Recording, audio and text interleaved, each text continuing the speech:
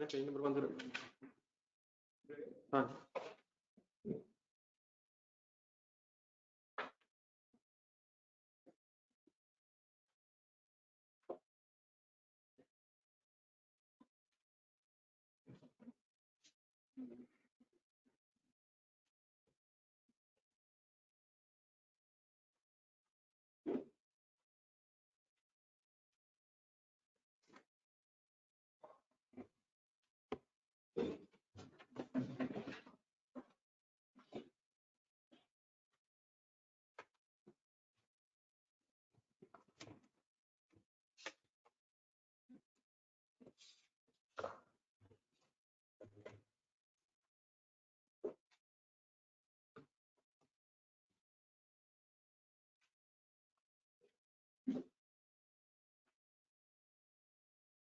एक नजर रिवाइज कर लें जरा पिछले पेजेस कहाँ तक पहुंचा। चलिए पिछले पेजेस देख लें। ऑनलाइन स्टूडेंट्स आवाज आ रही है?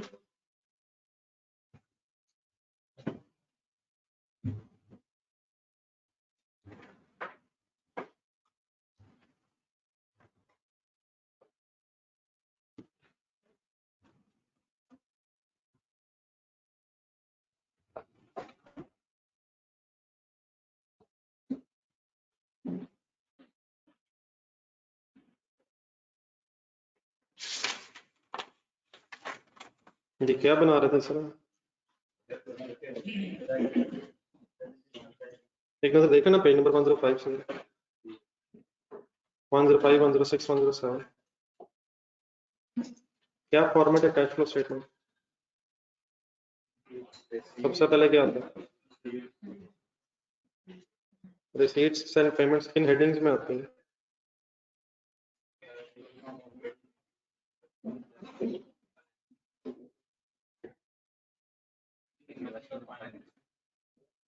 पेज नंबर 106 देखें। सबसे पहले कौन सी एक्टिविटीज लिखते हैं?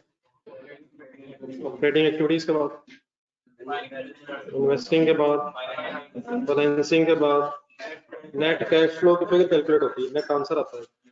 फिर उसमें कैश एंड कैश इक्विवेलेंट्स का ओपनिंग बैलेंस ऐड होता है और फिर नेट कैश फ्लो में ओपनिंग बैलेंस प्लस करके closing balance of cash and cash equivalents आता है।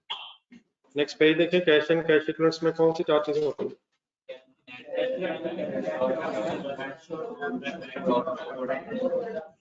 Cash in hand, cash and bank, short term investments assets हैं, इसलिए फिगर्स ऐड हो जाएंगी और बैंक और ड्राफ्ट लायबिलिटीज के नेट होती है। देन रजिस्टर करना। कल हमने ऑपरेटिंग एक्टिविटीज की डिस्कशन स्टार्ट की थी। ऑपरेटिंग एक्टिविटीज की कैश फ्लो में रिसीट्स एंड पेमेंट्स लिखने के दो तरीके हैं। कौन से मेथड का फॉर्मेट बनाया था? देख के बताएं क्या क्या आता है।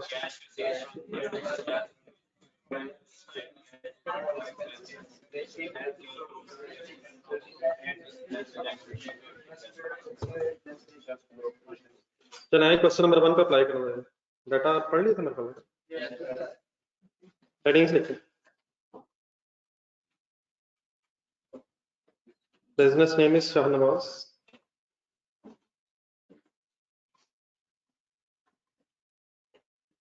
Sports private limited.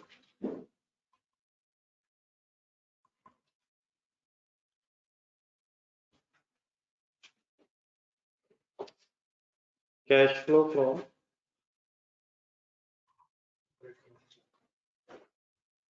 Operating activities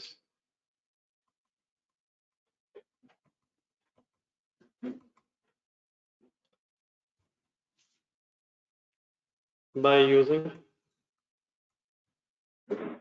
direct method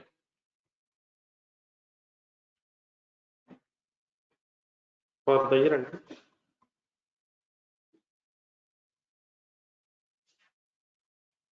Thirtieth May 2007.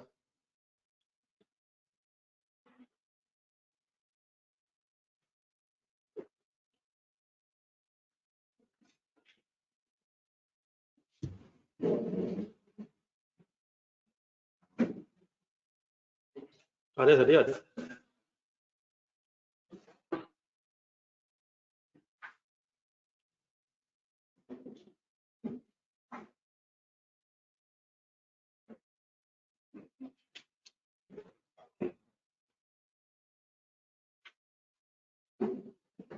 ये लिखनी है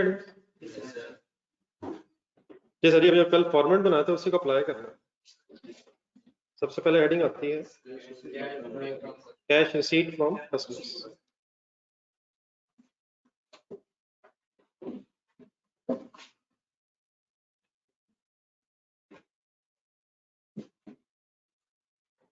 इसका एक प्रोसीजर अब है बनाने का, तो कंसंट्रेशन रखिएगा, शायद बातें काफी सारी हो गई हैं।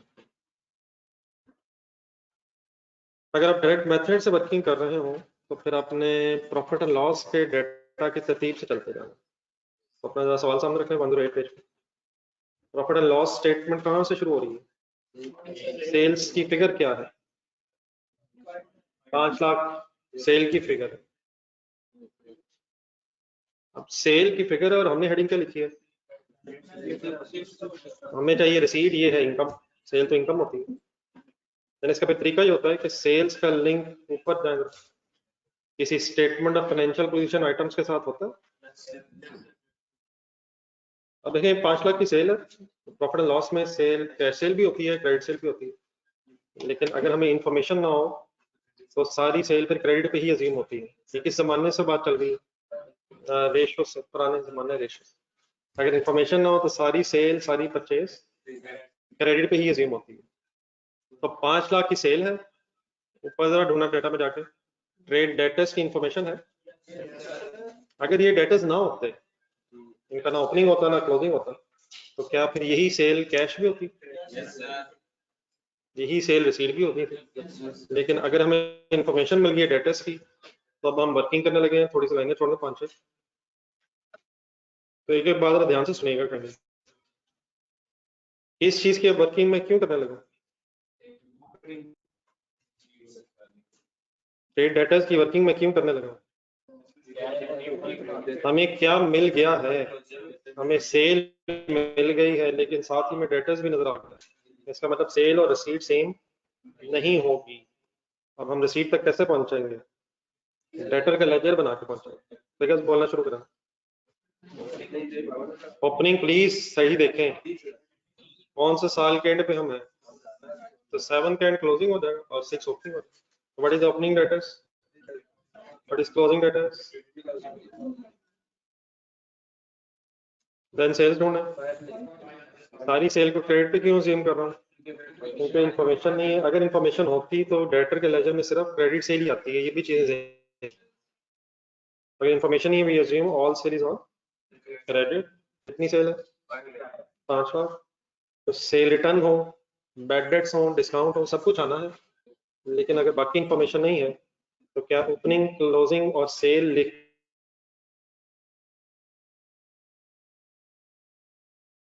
के क्रेडिट साइड से कैश निकाला जा सकता है? बनाया जाए तो पहले जरा फोकस कीजिए, समझ बाकी फिगर्स पे नहीं, फिगर इंशाल्लाह आ जाएंगे। ये मैंने 5 लाख को डेबिट साइड पे क्यों लिखा? ये तो इनकम है। इसका लेजर है सर ये। तो क्रेडिट सेल होने से रिसीवेबल बढ़ जाता है, तो रिसीवेबल का लेजर है, रेफरेंस ऑपोजिट है। बैलेंस करें क्या है? 4,78,000 रिसीट कैश आ रहा है, जा रहा है, एंट्री बन रही है। Cash debit debtor credit, cash debit debtor credit, ठीक है। Why the sale and receipt is different यार?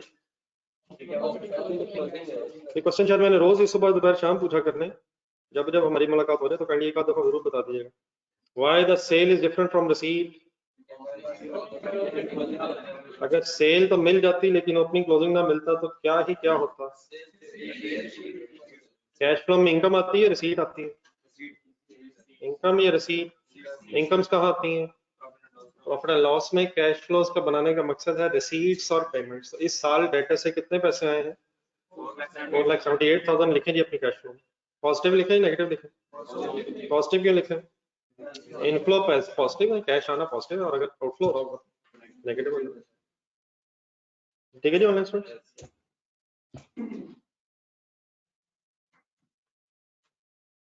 तो अगर आपने कैश रिसीव फ्रॉम कस्टमर की फिगर फाइंड आउट करनी है तो फिर आप डेटर्स के लेजर में फिगर ढूंढेंगे। पर डेटर्स का लेजर है जो सेल को रिसीट में कन्वर्ट कर देता है। नेक्स्ट हेडिंग बोलो। कैश पेमेंट टू सप्लायर अगर ढूंढनी है तो फिर कौन सा लेजर जहन में आना चाहिए? अब क्रेडिटर्स का जरा लेजर जहन में लाएं जरा। 4 चीजें बोले मेन तरतीब से।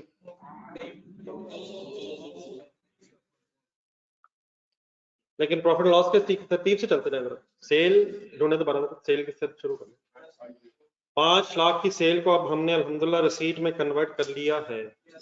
नेक्स्ट फिगर लिखी हुई कॉस्ट ऑफ सेल। अब receipt from sorry payment to supplier जो है ये तो क्रेडिटर के लेजर से मिलेगी। ऊपर ढूंढे को क्रेडिटर्स का ओपनिंग क्लोजिंग है, क्रेडिटर्स का ओपनिंग क्लोजिंग है, किस नाम से? Account payable creditors opening closing लिखवाएं। 44,000 एंड 39,000। अब क्रेडिटर्स के लेजर में परचेजेस रिक्वायर्ड है या कॉस्ट ऑफ सेल रिक्वायर्ड है? परचेजेस रिक्वायर्ड है, कॉस्ट ऑफ सेल रिक्वायर्ड है? तो मेरा तो ख्याल है कॉस्ट ऑफ सेल ही परचेजेस। मेरा कब सही होता? कॉस्ट किसका ओपनिंग क्लोजिंग ना होता? डेटर्स का या क्रेडिटर्स का या स्टॉक का? कॉस्ट ऑफ सेल जरा ध्यान में लाएं किस लेजर में होती है? स्टॉक का लेजर क्यों बनाना पड़ा मुझे? परचेजेस अवेलेबल नहीं है, देयरफॉर परचेजेस ढूंढने के लिए हम स्टॉक का लेजर बना लेते हैं। आइए शुरू करें। स्टॉक के लेजर की हमें जरूरत क्यों पड़ी है? अगर परचेज मिल जाती तो फिर जरूरत नहीं थी, लेकिन अगर जरूरत पड़ी है तो फिर कौन कौन से लेजर से इनमें आने चाहिए अब साथ साथ सुनते जाना। ओपनिंग क्लोजिंग स्टॉक्स पता है 185 230। अब साइडें काइंडली जरा ध्यान में रखनी है सही। कॉस्ट ऑफ सेल स्टॉक के लेजर में किस तरफ जाने पे यार? Cost of sale debit stock credit. Stock बढ़ेगा चीजें बेचने से या कम होगा? स्टॉक कम होगा। देखने ढूंढने जरा प्लीज, इस तरह की गलती है ना। पेज नंबर 105 के पीछे मैं लेजर इसलिए बनवाया था।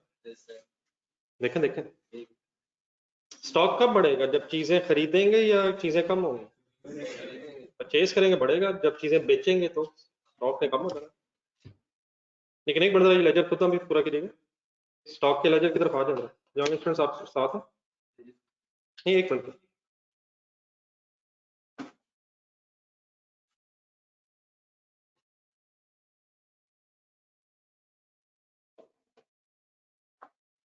ये जरा कॉस्ट ऑफ सेल की फिगर ढूंढने पहले जरा। 10 लिखा हुआ है लेकिन जरा क्वेश्चन में नीचे जाए जरा, थर्ड लास्ट लाइन में जाए। डेप्रिसिएशन की कुछ इंफॉर्मेशन थी जो ऑपरेटिंग एक्सपेंसेस में भी मौजूद है और कॉस्ट ऑफ सेल में भी मौजूद है। ठीक है, तो प्रॉफिट एंड लॉस स्टेटमेंट बनाते हुए तो एक्सपेंसेस में डेप्रिसिएशन होने पे प्लीज कोई इशू नहीं है। क्या डेप्रिसिएशन एक्सपेंस है? लेकिन डेप्रिसिएशन कैश फ्लो के एंगल से नॉन कैश ट्रांजैक्शन है। एक पेज पीछे जाए जरा, एक लिस्ट बनाई थी हमने नॉन कैश ट्रांजैक्शन की। ये कैसे पता चलेगा कि कोई ट्रांजैक्शन नॉन कैश है या कैश है? डेप्रिसिएशन की तरह एंट्री सुना तो यकीनन डेप्रिसिएशन एक्सपेंस है, सेकंड इफेक्ट एसेट कम होगा, लेकिन डेप्रिसिएशन में ना कैश आ रहा है ना कैश जा रहा है, तो ये कैश फ्लो के एंगल से एक नॉन कैश ट्रांजैक्शन है। वापस आ रहा 3,10,000 में अब 6,000 की डेप्रिसिएशन शामिल है। यकीनन ऑपरेटिंग एक्सपेंसेस में भी 6,000 की डेप्रिसिएशन शामिल है, उसकी मैं बाद में बात करता हूँ। अगर मैं फॉर एग्जांपल अब बोर्ड पे जरा देखिएगा 3,10,000 को एज इट इज लिख दूं, डेप्रिसिएशन इसमें इंक्लूड है? वैसे इंक्लूड है। अगर मैं एज इट इज लिख दूं तो एक सेकंड जरा पकड़िए, एक बैलेंसिंग फिगर बताएं। ये आंसर आएगा हमारा 355,000।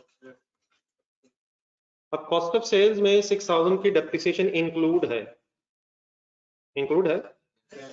और फिगर क्रेडिट साइड पे इस वक्त 310 मैंने लिखी इस लेजर के मुताबिक, तो उसके मुताबिक परचेजेस आ रही हैं 3,55,000। अगर कॉस्ट ऑफ सेल्स में डेप्रिसिएशन का इफेक्ट शामिल रखूं मैं तो परचेजेस के अंदर भी डेप्रिसिएशन का इफेक्ट आ जाएगा। मसलन जरा एक मिनट कैलकुलेटर पे 230 लिखें। 230 मैंने क्या लिखवाया? क्लोजिंग लिखवाया। अब प्लस करें 310 की जगह 304। अब ये 304 के एक सेकंड डेप्रिसिएशन का जरा इफेक्ट कैंसिल करें ताकि आपको जरा बात समझ आ जाए। अगर आप 304 प्लस करके -1,85,000 करें तो फिर आपका आंसर क्या आ रहा है? तो मैंने इस वक्त कितना आंसर लिखा होगा? तो कॉस्ट ऑफ सेल्स के अंदर अगर डेप्रिसिएशन का इफेक्ट मौजूद रहेगा तो परचेजेस में भी डेप्रिसिएशन का इफेक्ट आ जाएगा, और परचेजेस में अगर डेप्रिसिएशन का इफेक्ट आ गया तो एक बात और गौर से सुनिएगा। अब ये परचेजेस फिर मैंने कहाँ लेके जानी है? ये जो परचेजेस हैं, अगर तो हमें इसकी इन्फॉर्मेशन मिल जाए इसमें कितनी कैश है या क्रेडिट परचेज है वो तो ठीक है, लेकिन अगर इन्फॉर्मेशन नहीं मिली तो जिस तरह सेल है उस तरह परचेज भी सारी फिर क्रेडिट पे ही होगी। तो ये परचेज निकाली क्यों थी हमने, निकाली क्यों है हमने? ताकि हम क्रेडिटर से पेमेंट निकाल सकें। अगर ये फिगर एज इट इज मैं क्रेडिटर्स के लेजर में जाके किस तरफ लिखूं? कंसिडरेशन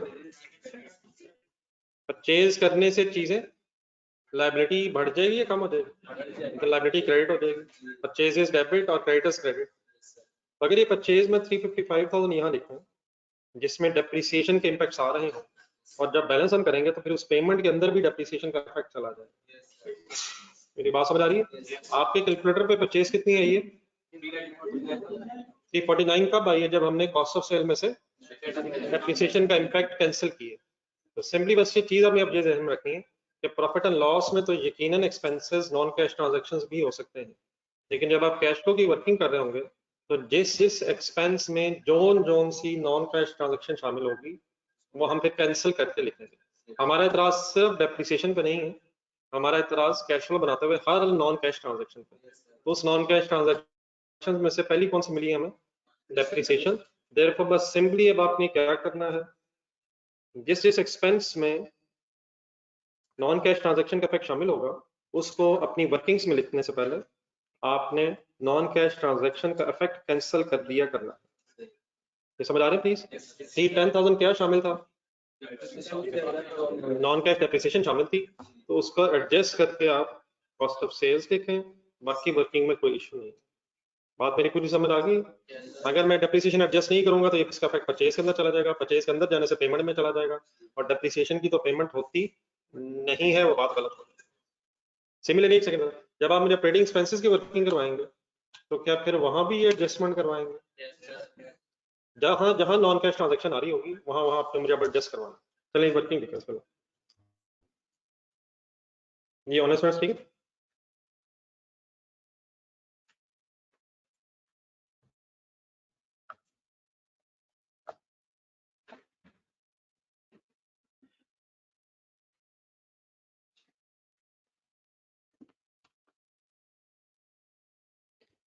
ये बैलेंस कितने? 349। अब लेजर्स की जो साइड है ना ये बस जहन में सेट करनी है, ये कौन सा लेजर है और किस तरफ डिफरेंस है। स्टॉक का लेजर है और डेबिट साइड पे डिफरेंस है। ये स्टॉक कब डेबिट हुआ होगा? जब चीजें खरीदी होंगी या बेची होंगी, फिर परचेज आ गई है, ठीक है। किस साइड पे फिगर आई है? डेबिट साइड पे। अब ये कौन सी परचेज आई है, कैश आई है, क्रेडिट आई है? ये आई वैसे टोटल परचेज। अपने जहन में कॉस्ट ऑफ सेल्स की वर्किंग लाए हैं। ओपनिंग स्टॉक में क्या ऐड होता है? Cost of sales. Non current asset ही प्लस होते हैं, और क्या प्लस होने? ओपनिंग स्टॉक में भजन क्या प्लस होता है भाई? परचेज ही ऐड होती है। कौन सी परचेज ऐड होती है, कैश या क्रेडिट? टोटल होती है। अगर ब्रेकअप मिल जाता तो कैश परचेज या क्रेडिट परचेज का, तो सारी परचेज फिर क्रेडिटर्स में हम ना लेके आते। क्रेडिटर्स में कौन सी परचेज होती है जो सिर्फ क्रेडिट पे हो, लेकिन इंफॉर्मेशन ना होने की वजह से आपने क्या अज्यूम किया? क्या अज्यूम किया भाईजान? तो क्रेडिटर्स में किस तरह परचेज आती है? वो क्यों? परचेज करने से, पैसे ना देने से लायबिलिटी बढ़ी या कम हुई? लायबिलिटी बढ़ने का मतलब डेबिट हुई या क्रेडिट हुई? वैसे नहीं साइलेंट अपने लिए। क्रेडिटर का लेजर बैलेंस कर देना।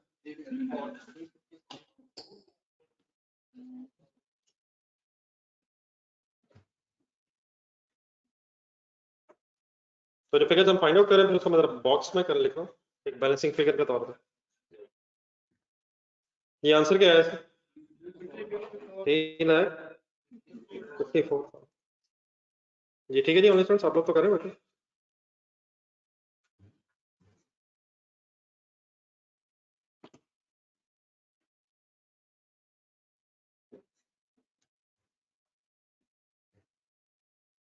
जी सर, अब 3,54,000 को फाइनली कहाँ लिखें? डेबिट साइड वो तो लिख लिया यार। 3,54,000 की इस पेमेंट को फाइनली कहाँ लिखें? कैश फ्लो में कहाँ लिखें? किस हेडिंग के सामने लिखें? कैसे लिखें? पॉजिटिव लिखें, नेगेटिव लिखें? नेगेटिव क्यों लिखें?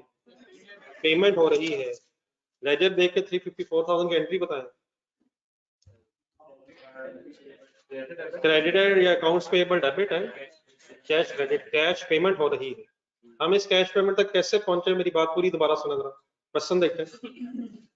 हमें क्वेश्चन में मिली कॉस्ट ऑफ सेल 3,10,000। फिर हमें क्वेश्चन में इंफॉर्मेशन मिली कि इस 3,10,000 में 6,000 की नॉन कैश डेप्रिसिएशन शामिल है, तो हमने उसका इफेक्ट माइनस कर दिया। फिर हमें नजर आया कि हमारे स्टॉक्स के ओपनिंग क्लोजिंग बैलेंसेस अवेलेबल हैं, जिससे फिर ये याद आया कि अब कॉस्ट ऑफ सेल की अमाउंट परचेजेस के अमाउंट के बराबर नहीं होगी। देयरफॉर परचेजेस निकालने के लिए मैं कहाँ चला गया? मैं स्टॉक के लेजर में चला गया। जब परचेज निकल आई तो फिर मुझे नजर आया कि क्रेडिटर्स का ओपनिंग क्लोजिंग भी मौजूद है, इसलिए मुझे याद आया कि परचेज और पेमेंट अब सेम फिगर नहीं होगी। तो फिर मैंने कौन सा लेजर बना लिया? क्रेडिटर का बना लिया। स्टॉक का तो मैंने बड़ी देर पहले बना लिया था। फिर मैंने क्रेडिटर का लेजर बना के इस साइड से पेमेंट निकाल ली, डेबिट साइड से मैंने पेमेंट निकाली। दोबारा सुने गौर से, अगर फर्ज करें ना स्टॉक का लेजर होता और ना ही कोई क्रेडिटर्स की इंफॉर्मेशन होती है ओपनिंग क्लोजिंग, तो दोबारा 310 देखते हैं। 310 है क्या? नहीं, जज्बाती नहीं होना। 310 है क्या? कॉस्ट ऑफ सेल है। इसके अंदर जो डेप्रिसिएशन है वो अभी भी हम माइनस करते हैं, वो नॉन कैश। तो 304,000 की जो फिगर है, अगर स्टॉक ना होता तो यही परचेज होनी थी, और अगर क्रेडिटर्स ना होते तो फिर यही पेमेंट भी बन जानी थी। लेकिन 310 में से क्या फिर भी निकालना ही निकालना था, डेप्रिसिएशन का नॉन कैश इफेक्ट निकालना ही था। लेकिन 304 की जो फिगर है आफ्टर डेप्रिसिएशन, सेल स्टॉक होने की वजह से परचेज के बराबर नहीं है और क्रेडिटर्स होने की वजह से पेमेंट के बराबर नहीं है, इसलिए फिर हमने वर्किंग्स की है। आपके सामने ये जो मैंने लेजर्स बनाया, डेटर का लेजर क्यों बनाया? क्योंकि सेल डेटर्स का ओपनिंग क्लोजिंग होने का मतलब क्या है कि सेल और रिसीट सेम नहीं होगी। स्टॉक का लेजर क्यों बनाया? स्टॉक ओपनिंग क्लोजिंग होने का मतलब कॉस्ट ऑफ सेल और परचेज में फर्क पड़ जाएगा, और क्रेडिटर्स का ओपनिंग क्लोजिंग का मतलब परचेजेस और पेमेंट में डिफरेंस हो जाएगा। अगर ये लेजर्स ना होते तो दोबारा देखें अपना क्वेश्चन, क्या सेल ही रिसीट होती? क्या सेल ही रिसीट होती? अगर क्या ना होता? अगर ओपनिंग क्लोजिंग डेटर्स ना होते और कॉस्ट ऑफ सेल ही डेप्रिसिएशन माइनस करके और परचेजेस और पेमेंट बन जानी थी, अगर स्टॉक और क्रेडिटर्स के लेजर ना होते। तो हम वर्किंग करके कब टाइम वेस्ट किया करेंगे? जब ओपनिंग क्लोजिंग मौजूद है, अदरवाइज हमें जरूरत नहीं रही। दोबारा हेडिंग देखें, आई होप कि कुछ मेरे साथ सोचने की कोशिश कर रहे हैं।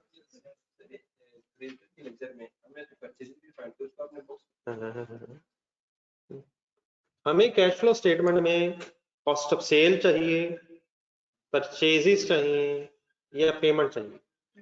कैश फ्लो स्टेटमेंट क्यों बन रही है? हमें कैश फ्लो स्टेटमेंट रिसीट्स और पेमेंट्स चाहिए। तो कैश फ्लो में ना कोई परचेज आनी है, ना कोई सेल आनी है, ना कॉस्ट ऑफ सेल आनी है। Sale, purchase, cost of sale ये कहाँ आनी है? प्रॉफिट एंड लॉस में आनी है। तो प्रॉफिट एंड लॉस हम अगर बना चुके हैं तो फिर कैश फ्लो क्यों बना रहे हैं? क्या cash flow is another name of profit and loss statement? क्या हमने प्रॉफिट एंड लॉस स्टेटमेंट का नाम मिटा के अब कैश फ्लो स्टेटमेंट वर्ड लिखना शुरू कर दिया? प्रॉफिट एंड क्यों बनाते हैं? इनकम्स और एक्सपेंसेस लिख के प्रॉफिट या लॉस कैलकुलेट करने के लिए। और कैश फ्लो क्यों बनाते हैं?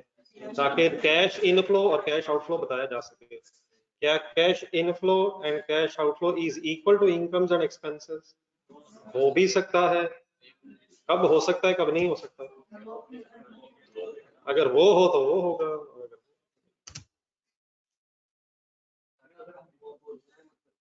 हमें भी भूल जाए भाईजान, हमें भी भूल जाए, हम खुदा का नाम लें। अगर हम भूल गए और साथी, अगर हम भूल गए, हमें अगली दफा दोबारा जाना पड़ना है। नहीं भूलना भाईजान, नहीं भूलना, कमाल होगी। और भाईजान नहीं भूलना, अगर आज भूल गए तो अभी भूल गए, अभी नहीं भूलेंगे। बेटा ये काम बड़ा सीरियस है। अगर हम भूल गए तो हमें अपनी गलतियां दोबारा सही करने के लिए 6 महीने बाद जाना होगा। तो इंशाल्लाह अभी नहीं भूलेंगे, अभी नहीं भूलेंगे, अब भूलने नहीं दूंगा मैं।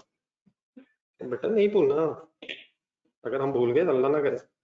जी सर जी, कौन सी तो हेडिंग्स होगी, इस मासूमियत को खत्म करें सर जी। सीए में ये मासूमियत नहीं चल सकती पढ़ाई के हवाले से, हम नहीं भूल सकते। हमने सेल से रसीद निकाल ली है, वर्ड सुनते रहिएगा प्लीज। सेल से क्या निकाल लिया हमने, कॉस्ट ऑफ सेल से फाइनली पेमेंट तक पहुंच गए। नेक्स्ट हेडिंग ढूंढे, कॉस्ट प्रॉफिट एंड लॉस में। ठीक है, चलो पहले वो लिखो, कैश पेमेंट फॉर, ये ऑनलाइन स्टूडेंट साथ है।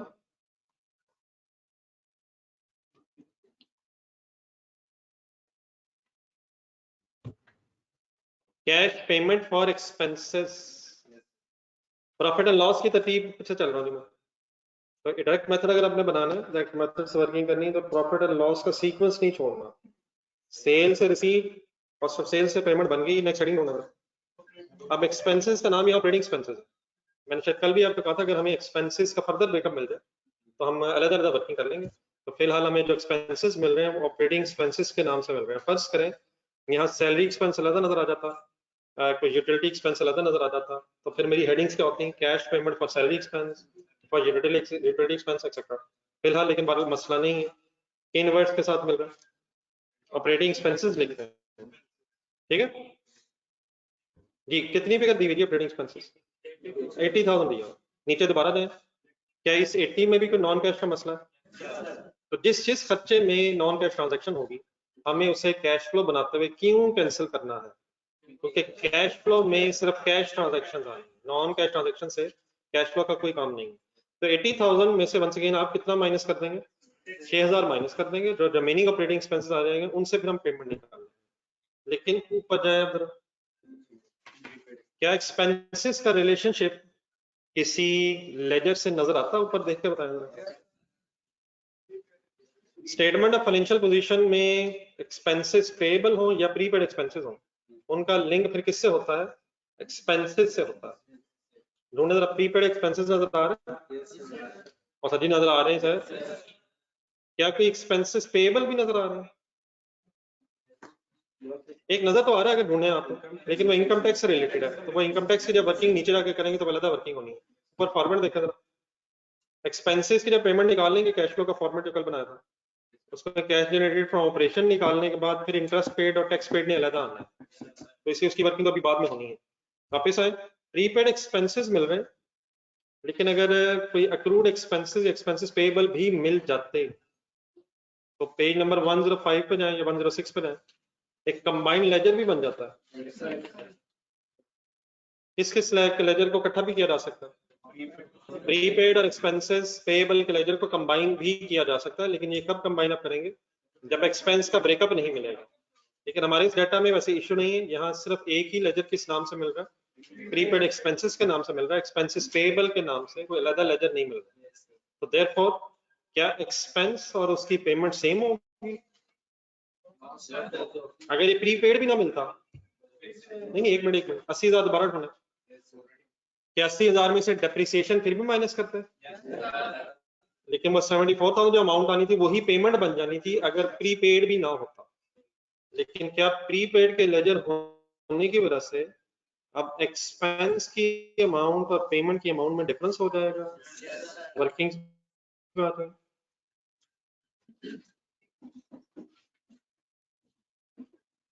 प्रीपेड एक्सपेंस का ब्रॉड डाउन बताएं प्लीज, ब्रॉड डाउन बताएं, कैरी डाउन बताएं, सोच के बताएं, एक्सपेंस किस तरफ आएगा,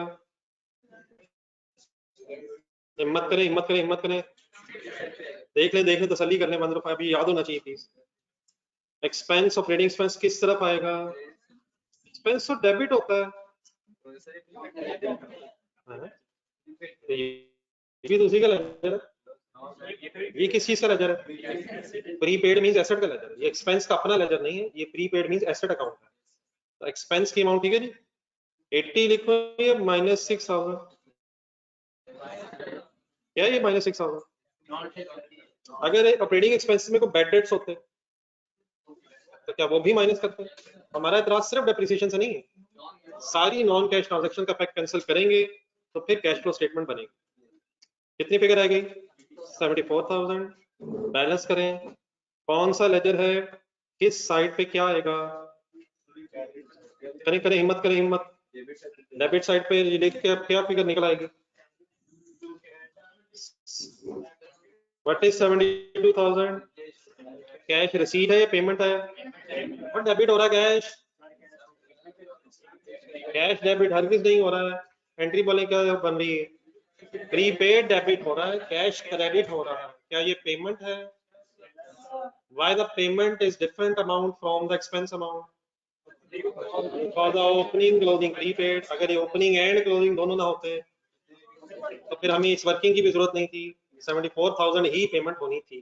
But why the payment is different from the expense? Because of opening and closing balance of prepaid expenses. Cash flow में एक्सपेंस आना है या पेमेंट आनी है? लिखें जी फाइनली कौन सी फिगर आनी है और कैसे आनी है? पॉजिटिव आनी, नेगेटिव आनी? नेगेटिव क्यों आनी भाईजान?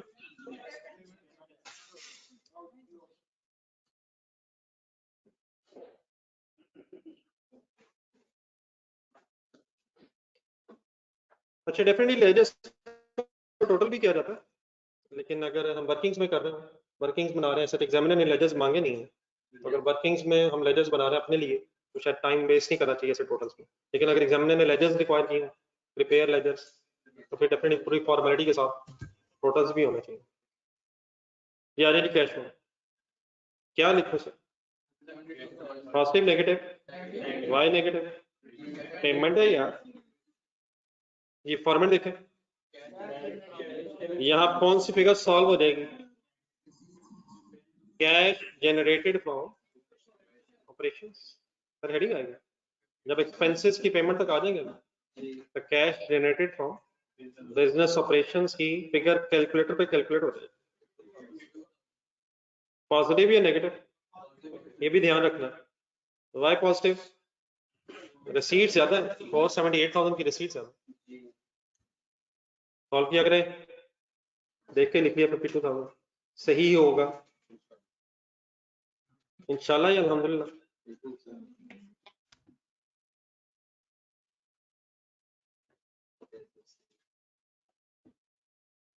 जी नेक्स्ट हेडिंग, इंटरेस्ट पेड। अब ये आखिरी जो दो फिगर्स हैं, अगर आप ये सही करवा सकें तो इसका मतलब फिर आपको यहाँ तक कोई डायरेक्ट मेथड का कॉन्सेप्ट तो समझ आ गया। मैंने इस वक्त तक क्या किया मैं वो बता देता हूँ, उसके बाद फिर आपने क्या करना आपने बताना। मैंने इस वक्त तक डाटा देखें क्वेश्चन का, सेल से रिसीट निकाली है डेटर का लेजर बना के, कॉस्ट ऑफ सेल से कॉस्ट ऑफ सेल से डेप्रिसिएशन माइनस करके परचेजेस निकाली हैं स्टॉक के लेजर में, और स्टॉक के लेजर से परचेजेस निकाल के क्रेडिटर्स के लेजर में जाके मैंने पेमेंट निकाल ली है। Secondly number 3 sorry, operating expenses में से फिर मैंने डेप्रिसिएशन माइनस की और प्रीपेड के लेजर में जाके फिर मैंने पेमेंट की फिगर फाइंड आउट कर ली है।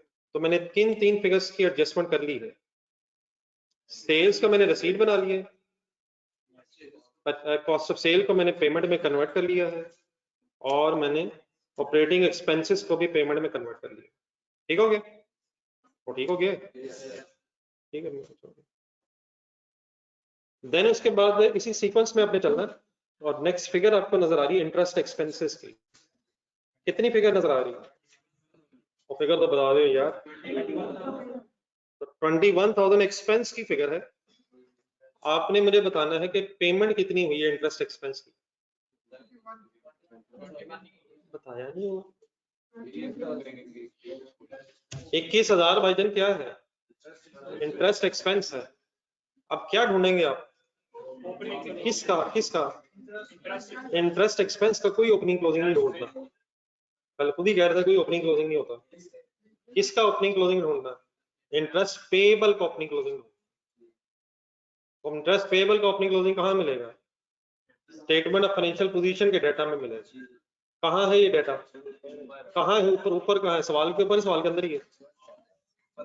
प्लीज ढूंढने को इंटरेस्ट पेएबल मिलता है? अगर मिल जाता तो आप क्या करते? आप वर्किंग करके पेमेंट निकाल लेते। क्या तो मिला है लेकिन क्या नहीं मिल रहा है?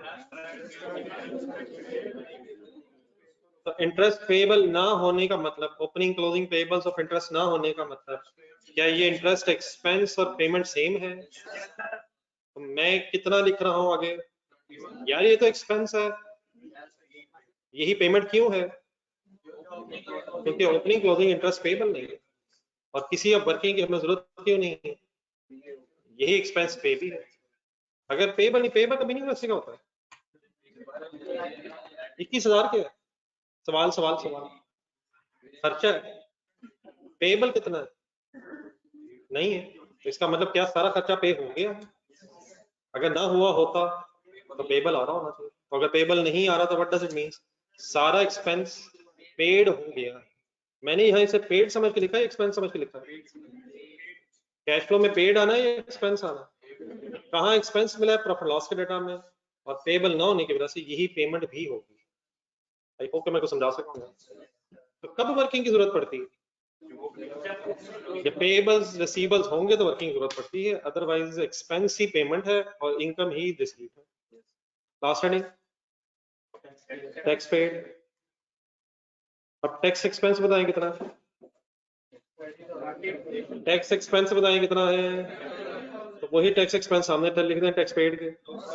अब क्या मसला है? अब टैक्स एक्सपेंस तो मिला है, लेकिन क्या भी साथ मिल गया है? अब क्या करना पड़ेगा? अब वर्किंग करनी पड़ेगी। तो टैक्स पेएबल का लेजर बनाएं और टैक्स पेड की अमाउंट फाइंड आउट करें। पेएबल अब लायबिलिटीज है, अकॉर्डिंगली बैलेंस सही लिखेगा। ब्रॉट डाउन बैलेंस 4,000, फिगर सही देखिएगा please. Closing balance 5,000। Expense for the year किधर आएगा? एक्सपेंस फॉर द ईयर किधर आएगा? कितनी फिगर है? 30,000। और बैलेंसिंग फिगर 29,000 की पेमेंट आ जाएगी।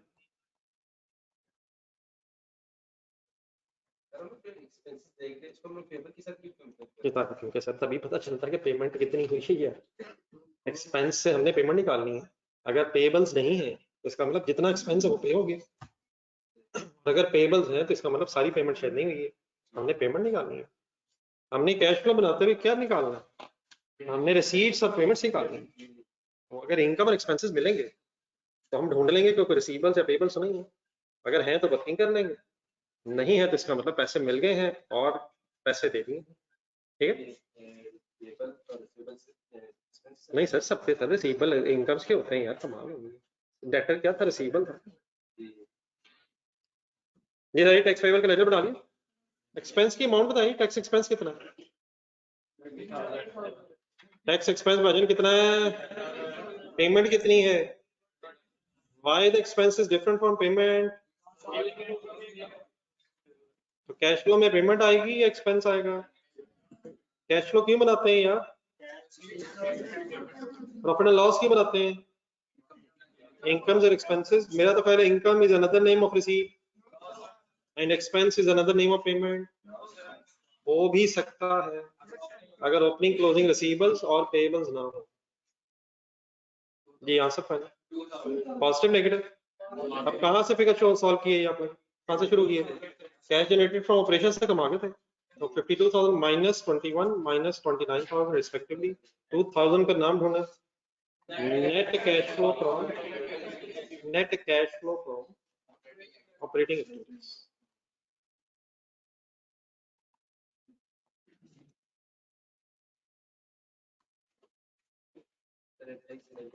जी अच्छा, खुद बनाओ यार टैक्स लेजर, कमाल हो गई।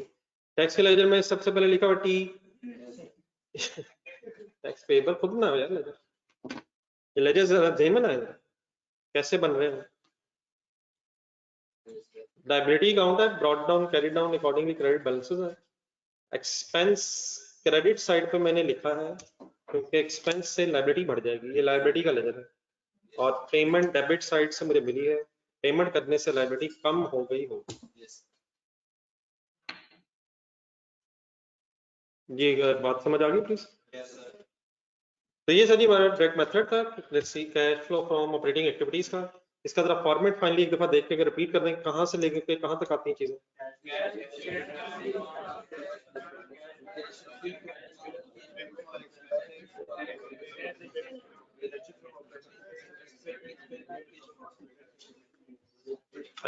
होप कि आपको अपनी आवाज आई है।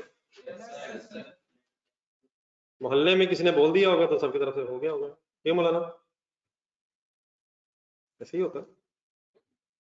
फीस सबने तो जमा नहीं कराई, किसी एक ने करा देनी थी, सबकी तरफ से सही हो जाना था, क्या हो गया?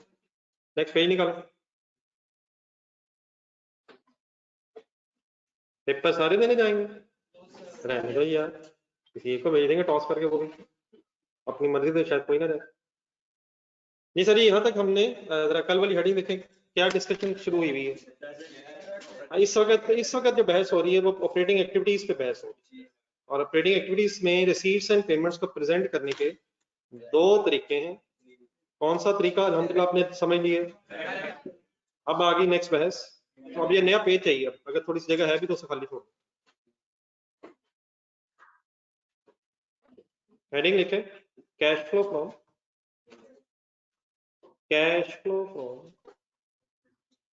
operating activities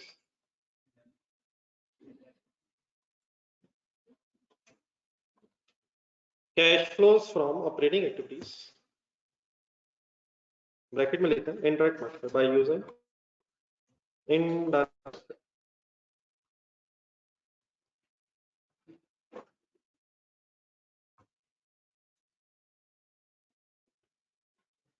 cash flow from operating activities by using indirect method।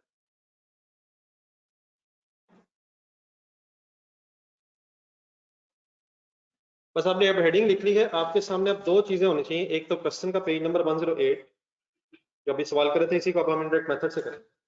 और सेकेंडली आपके रजिस्टर में इस वक्त अब आपके पास डायरेक्ट मेथड का आंसर सामने होना चाहिए। ये सिर्फ 5-10 मैक्सिमम फिगर्स आनी है सामने, लेकिन ये फिगर्स क्या आ रही हैं, कैसे आ रही है, क्यों आ रही है, पहले इसको जरा अंडरस्टैंड आपने मेरे साथ करना।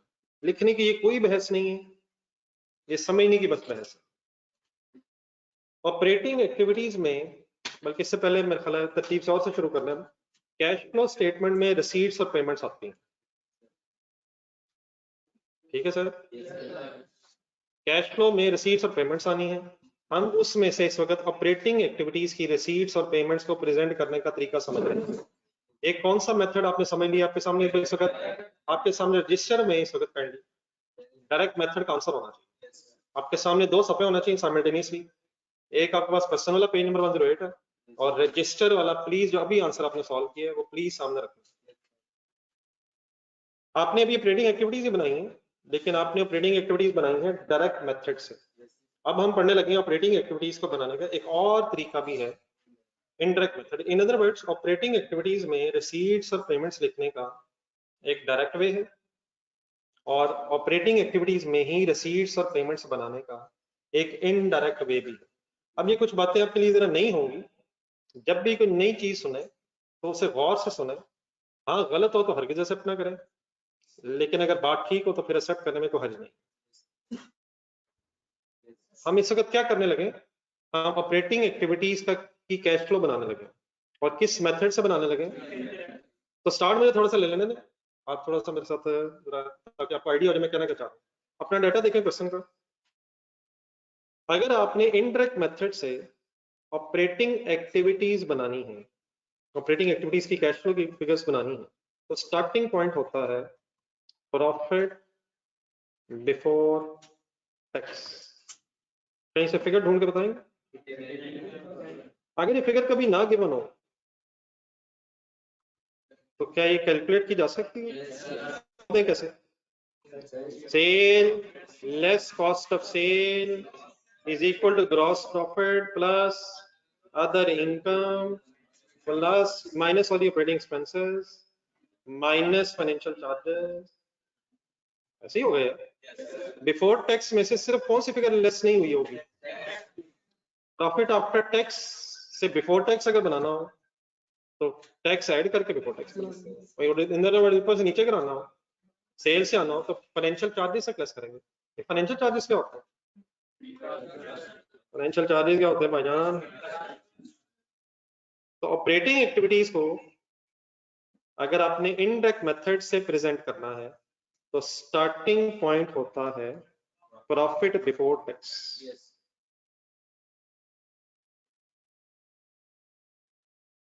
अब यहां से मेरे जरा कुछ क्वेश्चन सुनो। ये प्रॉफिट बिफोर टैक्स मैंने कहां से उठाया होगा? प्रॉफिट एंड लॉस स्टेटमेंट से। क्या इस प्रॉफिट के अंदर इनकम्स और एक्सपेंसेस आ रहे? डाटा देखें अपने क्वेश्चन का। क्या इस प्रॉफिट के अंदर 5 लाख की सेल आ रही है? और जाने दें यार, क्या इस प्रॉफिट के अंदर 5 लाख की सेल का इफेक्ट मौजूद है?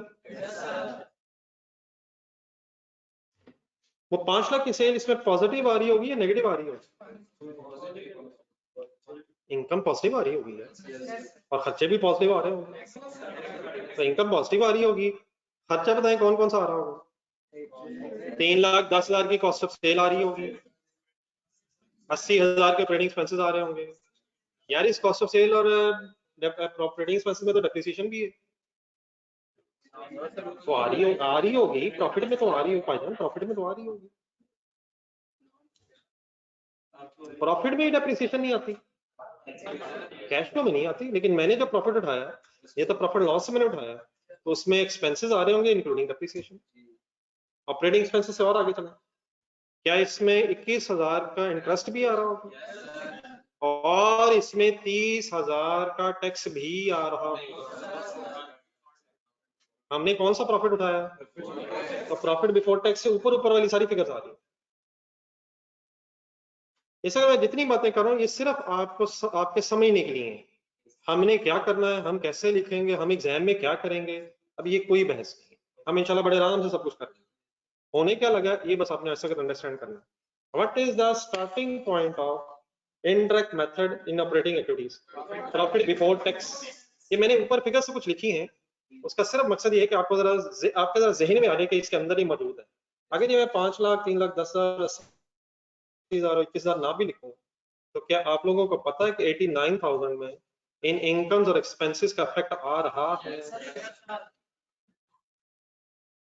अब प्रॉब्लम सुनो, 89,000 का प्रॉफिट हमने उठा तो लिए, लेकिन हम बना रहे हैं कैश फ्लो। कैश फ्लो में इनकम्स और एक्सपेंसेस नहीं आते, कैश फ्लो में रिसीव्स और पेमेंट्स आते हैं।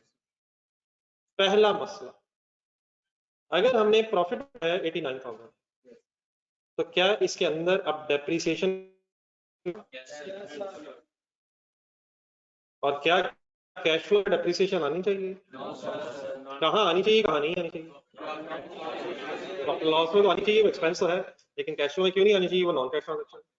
लेकिन 89,000 के प्रॉफिट के अंदर क्या डेप्रिसिएशन का इम्पैक्ट आ रहा है? तो अब हमें इस डेप्रिसिएशन के इम्पैक्ट को कैंसिल करना पड़ेगा। असल में अब वर्ड्स जो लिखे हैं ना, इन मेथड्स के जो नाम है उनको थोड़ा सा और गौर से सोचते हैं।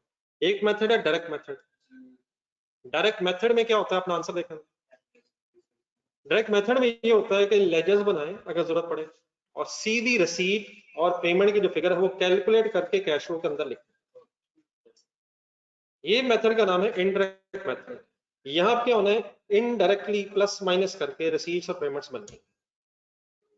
वही काम जो आपने डायरेक्टली किया है, लेजर्स बना के फिगर्स ढूंढ ली है, वही काम यहाँ इनडायरेक्टली होने लगा है, तो डरने की कोई जरूरत नहीं।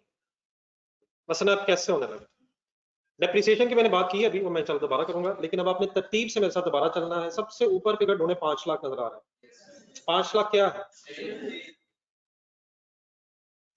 क्या 5 लाख की सेल इस प्रॉफिट में आ रही है? अगर मैं कहूं कि 89,000 के अंदर 5 लाख की सेल का इफेक्ट पॉजिटिव आ रहा है, तो आप मेरे से एग्री कर जाएंगे? पॉजिटिव आ रहा है, नेगेटिव आ रहा है? इनकम्स पॉजिटिव होती है प्रॉफिट में, जब भी हम वर्किंग करते हैं तो सेल भी पॉजिटिव होती है और अदर इनकम भी पॉजिटिव होती है, एक्सपेंसेस को ब्रैकेट्स लगी होती है। तो 89,000 में 5 लाख की सेल पॉजिटिव फिगर आ रही है। अब अपना आंसर रखना है प्लीज आपने डायरेक्ट मेथड वाला। आप अपना डायरेक्ट मेथड का आंसर देकर बताएं, रिसीव फ्रॉम कस्टमर की अमाउंट कितनी है? 4,78,000। अब अगर मैं आपसे कहूं कि 89,000 का प्रॉफिट लिखने से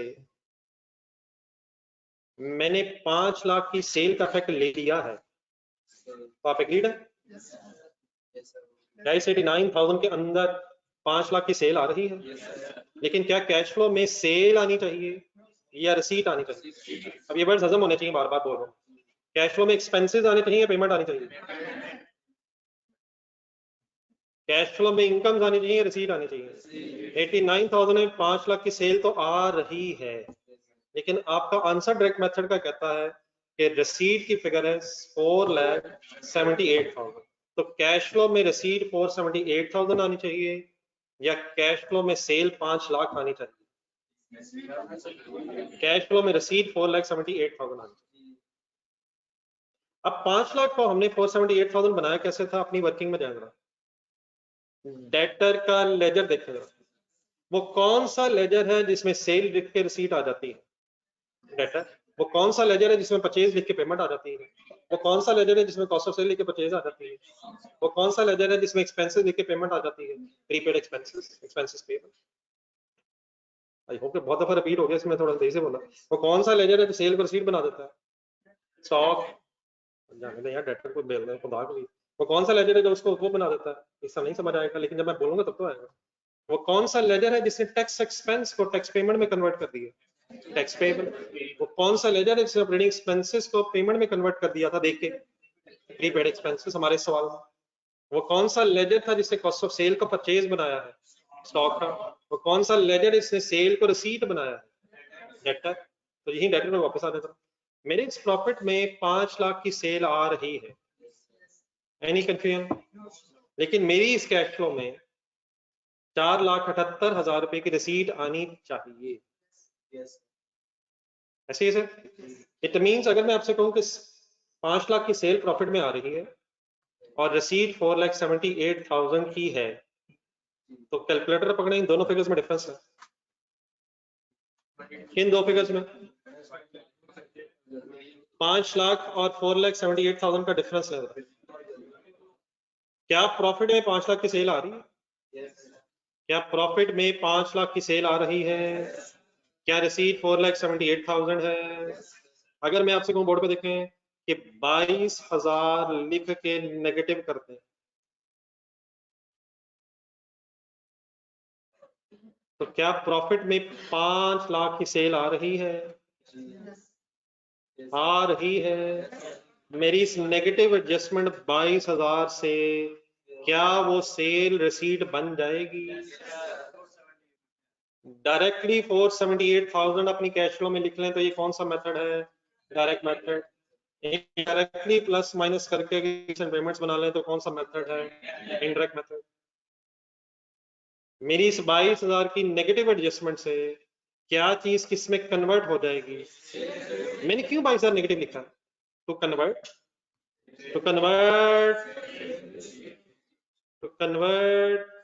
सेल इनटू रिसीट। ये मैंने नेगेटिव क्यों किए? ना ना ना ना ना ना ना, मैंने नेगेटिव इसलिए किया है क्योंकि 5 लाख इनकम है और रसीद 4,78,000 है। क्या 22,000 कम है रसीद? अगर आपका आंसर 5,22,000 होता रसीड्स का, तो मैं प्लस करता या माइनस करता? तो मेरे इस प्लस माइनस का मकसद सिर्फ क्या है? ताकि इनडायरेक्टली रसीद बन जाए। इस वक्त 4,78,000 रसीद है, तो 5 लाख की इनकम है। 22,000 प्लस करना पड़ेगा मुझे या माइनस करना पड़ेगा? माइनस करके मेरी रसीद बनेगी। अगर प्लस करके रसीद बननी होगी तो इंशाल्लाह प्लस कर दिया करेंगे। लेकिन एक मिनट मेरी बात पूरी होने दीजिए। अब ये फिगर 22,000 की जो फिगर है इस वक्त आपको मैंने कैसे कैलकुलेट करवाई है? 5 लाख इनकम और आपको डायरेक्ट मेथड का आंसर बताया 4,78,000। अब यहाँ आपके जेहन में क्वेश्चन अगर आ गया होगा तो उसको खत्म कर लें, और अगर नहीं आया तो जरा सोच के वो भी फिर भी खत्म कर लें। क्या इनडायरेक्ट मेथड से अगर वर्किंग करनी है तो पहले डायरेक्ट मेथड का आंसर कंपल्सरी सॉल्व हुआ होना चाहिए?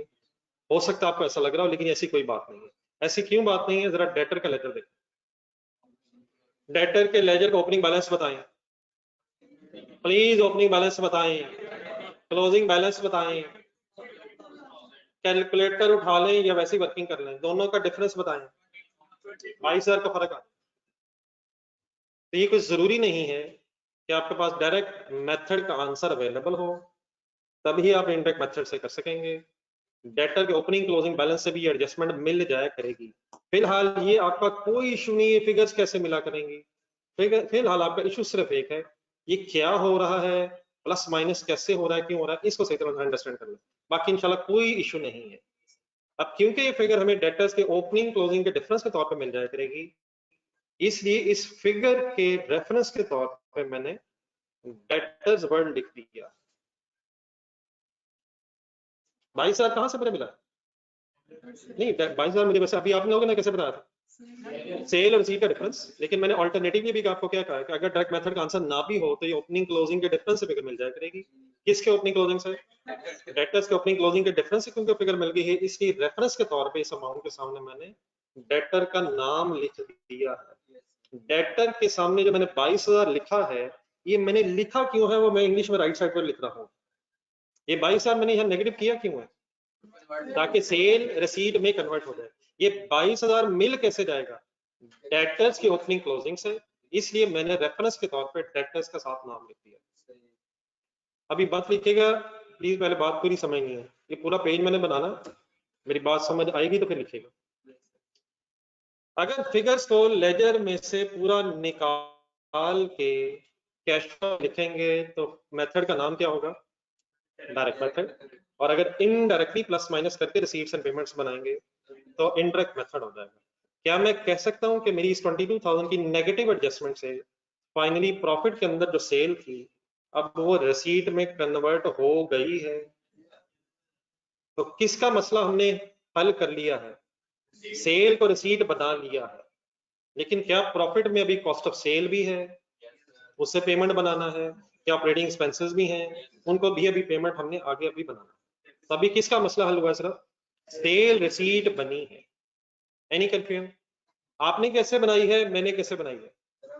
आपने डायरेक्टली बनाई है, मैंने इनडायरेक्टली बनाई है। और अगर बेटा डेटर नहीं दिया होगा तो इंशाल्लाह कुछ कर लेंगे। अगर सवाल में डेटर ही नहीं होगा तो फिर आपको पता है जो सेल होगी वही रिसीट होगी। है भाईजान, अब तो मान लो खुदा के लिए 1 घंटे से बोली जा रहा हूं। अगर कौन सा लेजर ही नहीं होगा तो सेल ही रिसीट होगी। फिर बताए मुझे प्लस करना होगा या माइनस करना होगा? आपने भी फिर 5 लाख पूरा लिखा होना था और मेरा 5 लाख प्रॉफिट के अंदर पहले ही आ रहा होना था। मुझे ना प्लस करने की जरूरत थी ना माइनस करने की। मुझे प्लस माइनस क्यों करना पड़ा? ओपनिंग क्लोजिंग आ रहे हैं, अकॉर्डिंग एडजस्टमेंट करें। ठीक है जी ऑनलाइन स्टूडेंट्स? अगर बेटा डेटा ही नहीं होंगे तो इसका मतलब होता है sale is equal to receipt. अब साथ साथ कर लीजिएगा, अगर कोई मसला है तो साथ साथ रिजॉल्व करके बता दीजिएगा। ये ना हो कि मैं एंड कर लूँ उस वक्त पता चले कि आपने अभी पिछले ही जवाब दिया। जी सर, अब आगे आ जाए कॉस्ट ऑफ सेल्स की तरफ। आपने क्या देखी जाना है? डायरेक्ट मेथड का आंसर और क्वेश्चन। ये जो मैं लिख रहा हूँ ये इंशाल्लाह आपने बाद में आराम से देख के लिख लेना, इसका कोई इशू नहीं है। अब आ जाए जरा कॉस्ट ऑफ सेल की तरफ। What is the amount of cost of sale in the question? और यार अब तो बता दो, खुदा के लिए याद ही होगी नहीं यार। हम क्यों बताइए, तो बताइए, वो भी साथ वाले ने। 3,10,000 है कॉस्ट ऑफ सेल। इसको हमने जब पेमेंट में कन्वर्ट किया था तो हमें 3 काम करने पड़े थे डायरेक्ट मेथड में। पहले वो 3 काम एक एक करके रिवाइज करना। सबसे पहले हमने इस 3,10,000 में से 6,000 की नॉन कैश ट्रांजैक्शन का इफेक्ट कैंसिल किया था। देन स्टॉक के लेजर में जाए, फिर हमने वो लेस करके 3,04,000 परचेजेस में कन्वर्ट किया था क्रेडिट स्टॉक के लेजर में। फिर जब स्टॉक के लेजर में परचेज आई थी तो उसके बाद हमने क्रेडिटर्स के लेजर में जाके इसे पेमेंट में कन्वर्ट किया था। इट मींस अगर इस कॉस्ट ऑफ सेल को पेमेंट में कन्वर्ट करना है तो हमें 3 तरह की एडजस्टमेंट करनी पड़नी है। नंबर 1, नॉन कैश ट्रांजैक्शन का फैक्ट कैंसिल करना पड़ना है। नंबर 2, फिर इसे परचेज में कन्वर्ट करना पड़ना है। और नंबर 3 प्लीज बता दें, फिर पेमेंट को परचेज को पेमेंट में कन्वर्ट करना पड़ेगा। तो रिलैक्स रहिएगा, वो तीनों एडजस्टमेंट्स अब यहाँ भी होंगी, लेकिन आपने डायरेक्टली करके पेमेंट निकाल दी गई है। मैं इनडायरेक्टली कैसे करूंगा? अगर बोर्ड पे देखा था 89,000 और फिर इस 89,000 का आपने देखा, बताएं क्या इस 89,000 के अंदर कॉस्ट ऑफ सेल है? और क्या उस कॉस्ट ऑफ सेल के अंदर 6,000 की डेप्रिसिएशन है? क्या कॉस्ट ऑफ सेल में डेप्रिसिएशन शामिल होने से ये प्रॉफिट कम हो गया हुआ है? क्या डेप्रिसिएशन एक्सपेंस है? एक्सपेंस के बढ़ने से प्रॉफिट कम हो गया? यकीनन ऑपरेटिंग एक्सपेंसेस में भी डेप्रिसिएशन मौजूद है, उसकी बात इंशाल्लाह बाद में भी करते हैं। Focus only on cost of sale. क्या 6,000 की डेप्रिसिएशन की वजह से 89,000 का प्रॉफिट कम हो गया है? क्या डेप्रिसिएशन नॉन कैश ट्रांजैक्शन है? क्या डेप्रिसिएशन का इफेक्ट कैश फ्लो में आना चाहिए? लेकिन क्या इस वक्त प्रॉफिट में डेप्रिसिएशन का इफेक्ट शामिल है? अब उसे कैंसिल होना चाहिए क्योंकि कैश फ्लो में डेप्रिसिएशन नहीं आनी चाहिए। क्या 89,000 के अंदर कॉस्ट ऑफ सेल वाली 6,000 डेप्रिसिएशन शामिल है और इसे कैश फ्लो के एंगल से शामिल नहीं होना चाहिए? बताएं, उसे प्लस करके कैंसिल करूं या माइनस करके? क्या डेप्रिसिएशन ऑलरेडी प्रॉफिट की वर्किंग में एज एन एक्सपेंस माइनस हो चुकी है? अब उसका इफेक्ट अगर मैंने कैंसिल करना है तो मैं ऐड बैक करूं या लेस करूं? भाई यार ऐड क्यों करूं, एक्सपेंस है। क्यों ऐड करूं? ताकि नॉन कैश डेप्रिसिएशन का इफेक्ट कैंसल हो सके। यकीनन डेप्रिसिएशन कहां भी है कोई, लेकिन उसकी भी जरूरत नहीं, अलग सोच लेंगे। 6,000 की डेप्रिसिएशन जो कॉस्ट ऑफ सेल में है, क्या उसे ऐड करके कैंसिल करूं या लेस करके कैंसिल करूं? मैंने ये ऐड इसलिए किया है ताकि डेप्रिसिएशन का इफेक्ट जो पहले प्रॉफिट में मौजूद है वो कैंसिल हो जाए। हमारा सिर्फ डेप्रिसिएशन पे इतराज होगा या हर नॉन कैश ट्रांजैक्शन पे? किसी भी नॉन कैश ट्रांजैक्शन का कैश फ्लो से कोई भी ताल्लुक नहीं है। तो डेप्रिसिएशन को ऐड बैक क्यों किया है? पहले लेस हुई होगी, एक्सपेंसेस में ऐड होके प्रॉफिट में से लेस हुई होगी, अब प्रॉफिट में हम ऐड बैक करके उसका इफेक्ट कैंसिल कर देंगे।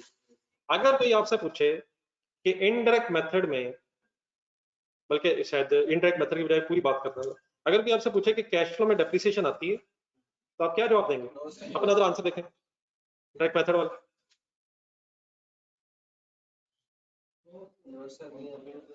अगर कोई आपसे पूछे कि भाईजान क्या डेप्रिसिएशन कैश फ्लो में आती है, तो डायरेक्ट मेथड देखिए आपका जवाब क्या है, और बोर्ड पे एक सेकंड देखें, इनडायरेक्ट मेथड के हवाले से आपका क्या जवाब है? आती है। क्या ट्रांजैक्शन है? क्या डेप्रिसिएशन नॉन कैश ट्रांजैक्शन है? क्या डेप्रिसिएशन को कैश फ्लो में आना चाहिए?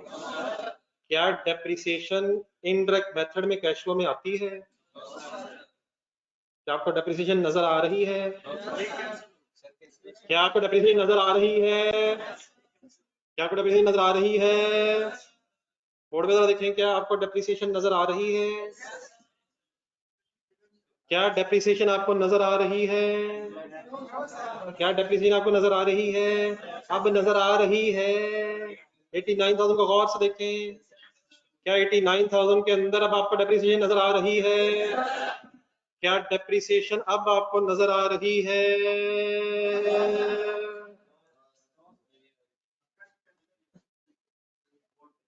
देखिए, हमने किसी डॉक्टर को तो ये समझाना नहीं है। अगर आपको इस वक्त ये 6,000 डेप्रिसिएशन नजर आ रही है तो इसका मतलब हम कैश फ्लो समझ ही नहीं सके, और आगे फिर हमने क्या चला। गौर से देखें, क्या आपको कैश फ्लो में डेप्रिसिएशन अब नजर आ रही है? कब नजर आ रही थी? जब नहीं लिखा था तो नजर आ रही थी, प्रॉफिट में से लेस हुई होगी। नजर आ तो रही है। अगर नजर आ रही है तो गलत नजर आ रहा है कोई। मैं ये कहना चाहता हूँ डेप्रिसिएशन अब नहीं नजर आ रहा। ये किस किस का डेप्रिसिएशन नजर आ रही है, ये ऑनलाइन स्टूडेंट्स आप बताएं। क्या कैश फ्लो में डेप्रिसिएशन आती है? पहले ये बताएं मुझे। तो मैं क्या बना रहा हूँ, कैश फ्लो बना रहा हूँ या प्रॉफिट लॉस बना रहा हूँ? तो मैंने ये क्यों ऐड बैक की है? पहले आ रही थी, इसका इफेक्ट कैंसिल हो गया, अब डेप्रिसिएशन कैश फ्लो में नहीं नजर आ रही। अगर हम ये ना लिखते तो डेप्रिसिएशन कैश फ्लो में मौजूद थी प्रॉफिट के अंदर, ऐड बैक करने से क्या हुआ, उसका इफेक्ट खत्म हो गया है। तो प्लीज अगर आपसे कोई पूछे कि कैश फ्लो में डेप्रिसिएशन आती है, तो मेथड चाहे डायरेक्ट हो चाहे इनडायरेक्ट हो, depreciation is non cash transaction और वो कैश फ्लो में नहीं नजर आ रही है। हाँ, हमने किसी डॉक्टर को समझाना भी नहीं है, ना वो बता सकता है कि वो ऑपरेशन कैसे करता है, ना हम उसे समझा सकेंगे हम कैश फ्लो कैसे बनाते हैं। हम अकाउंटेंट्स अगर एक दूसरे को बता रहे हो तो आप एज एन अकाउंटेंट दूसरे अकाउंटेंट को क्या क्या कहेंगे कि कैश फ्लो में डेप्रिसिएशन का कोई काम नहीं है। और अगर वो कहे नजर आ रही है तो क्या आप उसे बता देंगे कि अब हरगिज नजर नहीं आ रही? आप उसे कैसे समझाएंगे? आ रही थी, एड बैक किया है ताकि उसका इफेक्ट कैंसिल हो जाए। फर्स्ट करें बैड डेट्स होते हैं, उसका क्या करते हैं? वो भी ऐड क्यों करते हैं? एक्सपेंस। तो जितने नॉन कैश एक्सपेंसेस आ रहे होंगे उन सब को हम ऐड बैक करके कैंसिल कर देंगे, क्योंकि डेप्रिसिएशन और कोई भी non cash transaction cash flow में हरगिज नहीं आनी चाहिए। तो आई होप कि अब सबको डेप्रिसिएशन नजर नहीं आ रही। ये ऑनलाइन तो नहीं करेंगे। मैं ये कहना चाहता हूँ कि मैंने इसे ऐड इसलिए किया है ताकि जो डेप्रिसिएशन आ रही थी उसका इफेक्ट कैंसिल हो। डन है प्लीज? ठहरे ठहरे ठहरे, लिखने की कोई बहस नहीं कीजिएगा।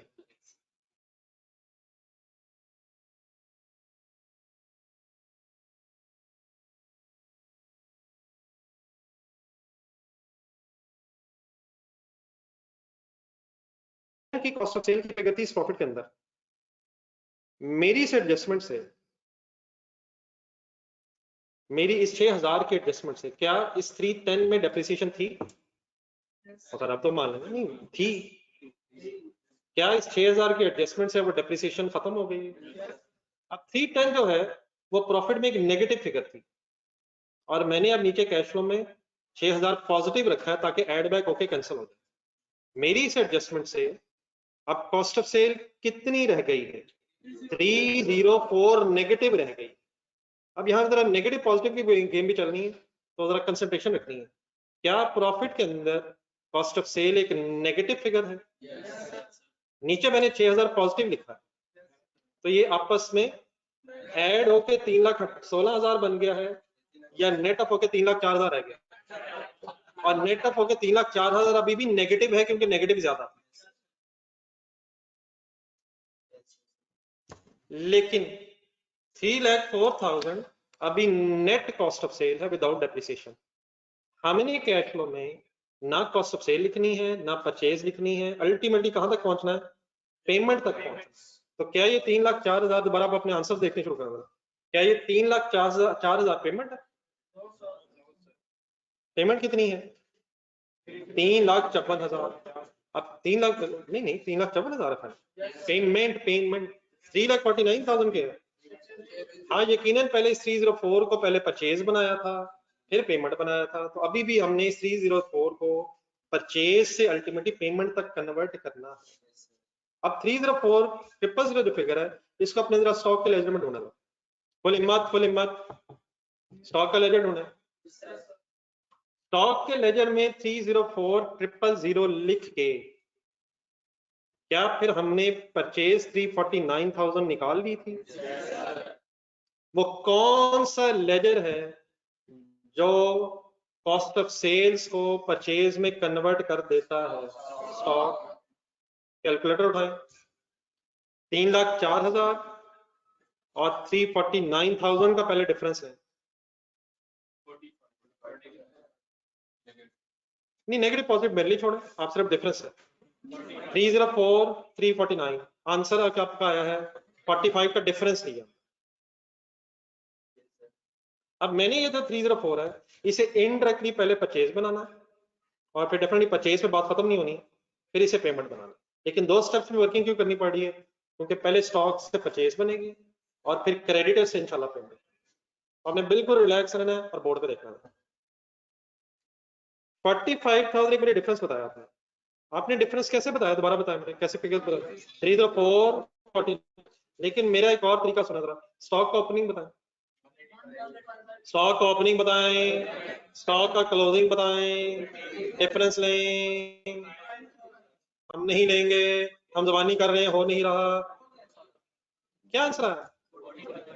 तो वंस अगेन ये टेंशन अभी आपने नहीं कि क्या डायरेक्ट मेथड का आंसर होगा तो हम वर्किंग करेंगे, ये कोई टेंशन नहीं। ये मैंने अभी आपको 45 कैसे बनवा दिया है, स्टॉक के ओपनिंग क्लोजिंग से भी बन रहा है। लेकिन उससे पहले जरा एक इंपॉर्टेंट चीज सुनो। 304 000 की फिगर, 304 000 की फिगर राइट साइड पे बन चुकी है 310 नेगेटिव में से 6 ऐड होके नेट अप हो गया 304। अब मैंने इस 304 को बनाना है 349, पहले परचेज और फिर 354 पेमेंट। तो 304 को 349 तक अगर मैंने लेके जाना है तो 45 उसमें प्लस होना है या माइनस होना है? हिम्मत हिम्मत नहीं, वो प्लस नहीं, पहले आप ये बताया ऐड होना है लेस होना, बाद में देख लेंगे कैसे ऐड होना। 304 को मैंने 349 तक लेके जाना है, मैंने इसे बढ़ाना है या कम करना है? लेकिन 304 नेगेटिव फिगर, नेगेटिव 304 को अगर 349 नेगेटिव तक मैंने लेके जाना है तो क्या 45,000 से पॉजिटिव एडजस्टमेंट करूं या नेगेटिव एडजस्टमेंट करूं। अगर मिसल फॉर एग्जांपल मैंने 45 को बगैर ब्रैकेट के लिखा हुआ है तो 304 नेगेटिव फिगर है, 45,000 नेट ऑफ फिगर हो जानी है। तो मुझे 304 को बढ़ा के कहाँ लेके जाना है, 349 तक बढ़ाना है। तो नेगेटिव फिगर को अगर मैंने बढ़ाना है तो मुझे 45,000 की पॉजिटिव एडजस्टमेंट करनी है या नेगेटिव एडजस्टमेंट करनी है। Why negative adjustment? ताकि ताकि नहीं, एक मिनट में, ताकि ताकि ताकि मैं कन्वर्ट कर सकूं किसको किस में। तो कन्वर्ट नहीं, what is the name of this 304?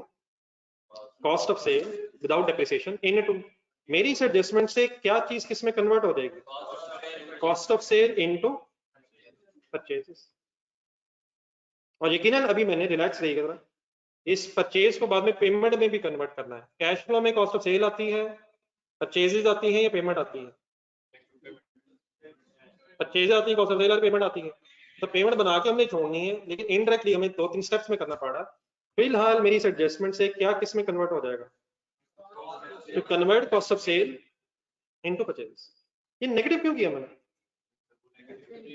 नहीं नहीं, रीजन है, इसकी रीजन है। मुझे 304 को 349 बनाना है, मुझे बढ़ाना है। और कॉस्ट ऑफ सेल क्योंकि नेगेटिव फिगर होती है तो नेगेटिव में नेगेटिव ऐड होके ही 349 बना। लेकिन ये फिगर मिली कहां से करेगी हमें, नहीं किसके डिफरेंस से मिल जाया करेगी। तो मैं इस 45,000 नेगेटिव के साथ क्या लिखने लगा हूं, स्टॉक का रेफरेंस क्यों लिखने लगा हूं, क्योंकि हमें उसके ओपनिंग क्लोजिंग के डिफरेंस के तौर पे ये फिगर मिल जाया करेगी। डायरेक्ट मेथड का आंसर जरूरी नहीं हमारे सामने हो, मैं जरा फिगर हर एंगल से समझाना चाह रहा हूँ। अदरवाइज ये किस किस के डिफरेंस से भी फिगर मिल गई है, दोबारा देख लेना।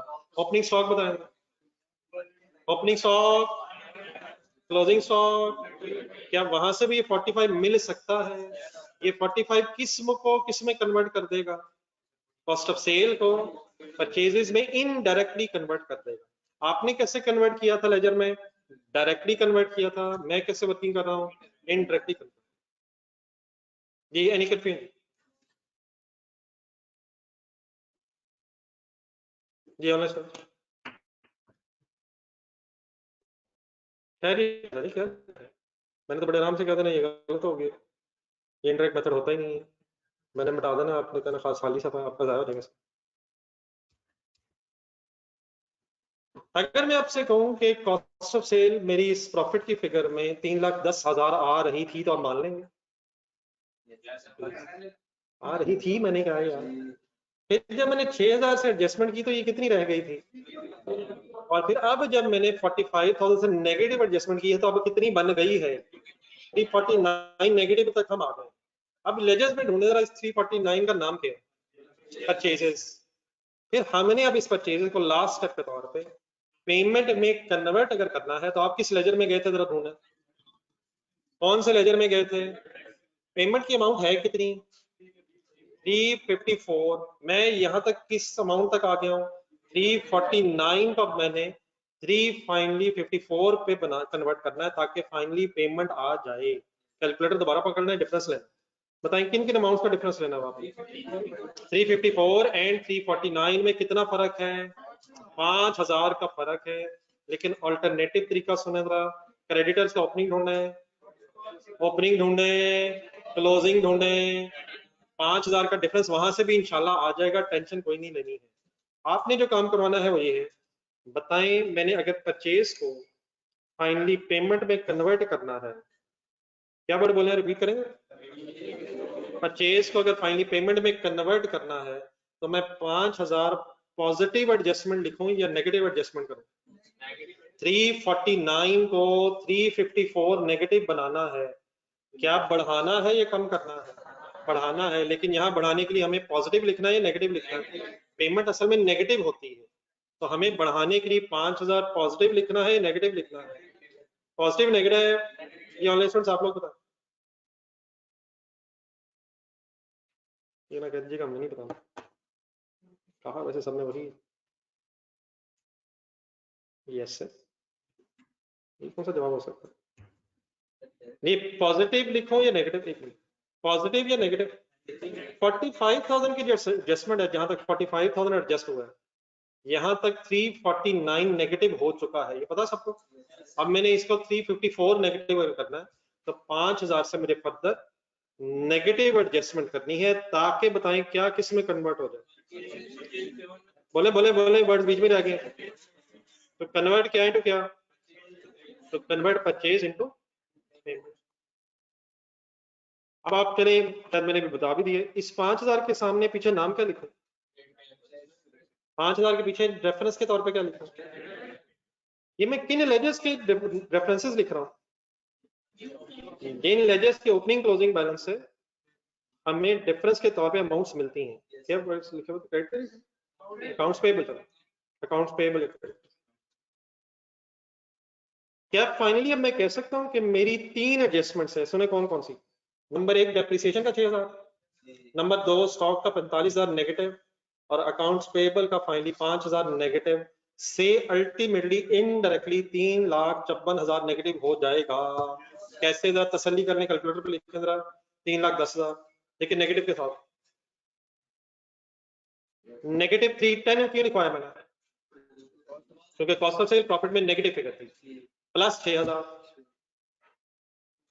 Minus 45,000 minus 5,000 is equal to negative 354,000। आपने किस तरह लिखा था, डायरेक्ट मेथड से, मैंने किस तरह बनाया है, इनडायरेक्टली बनाया। तो क्या मैं वही काम कर रहा हूं जो आपने पहले डायरेक्ट मेथड में किया था, मैं कैसे कर रहा हूं, इनडायरेक्टली कर रहा हूं। तो there are 2 ways to present the cash flows of operating activities, direct भी है, इनडायरेक्ट भी है। लेकिन किसी को पता है, जरा बोर्ड पे देख के बताएं मैंने किस किस फिगर का भी मसला हल किया है। नहीं नहीं, किस किस फिगर का मसला हल किया है।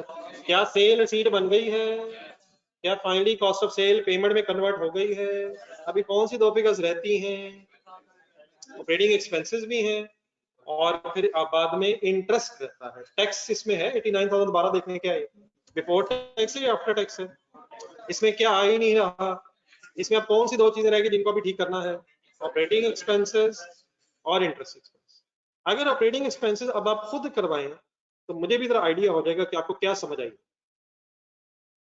करें स्टार्ट, ऑनलाइन स्टूडेंट्स रेडी है यहाँ पे?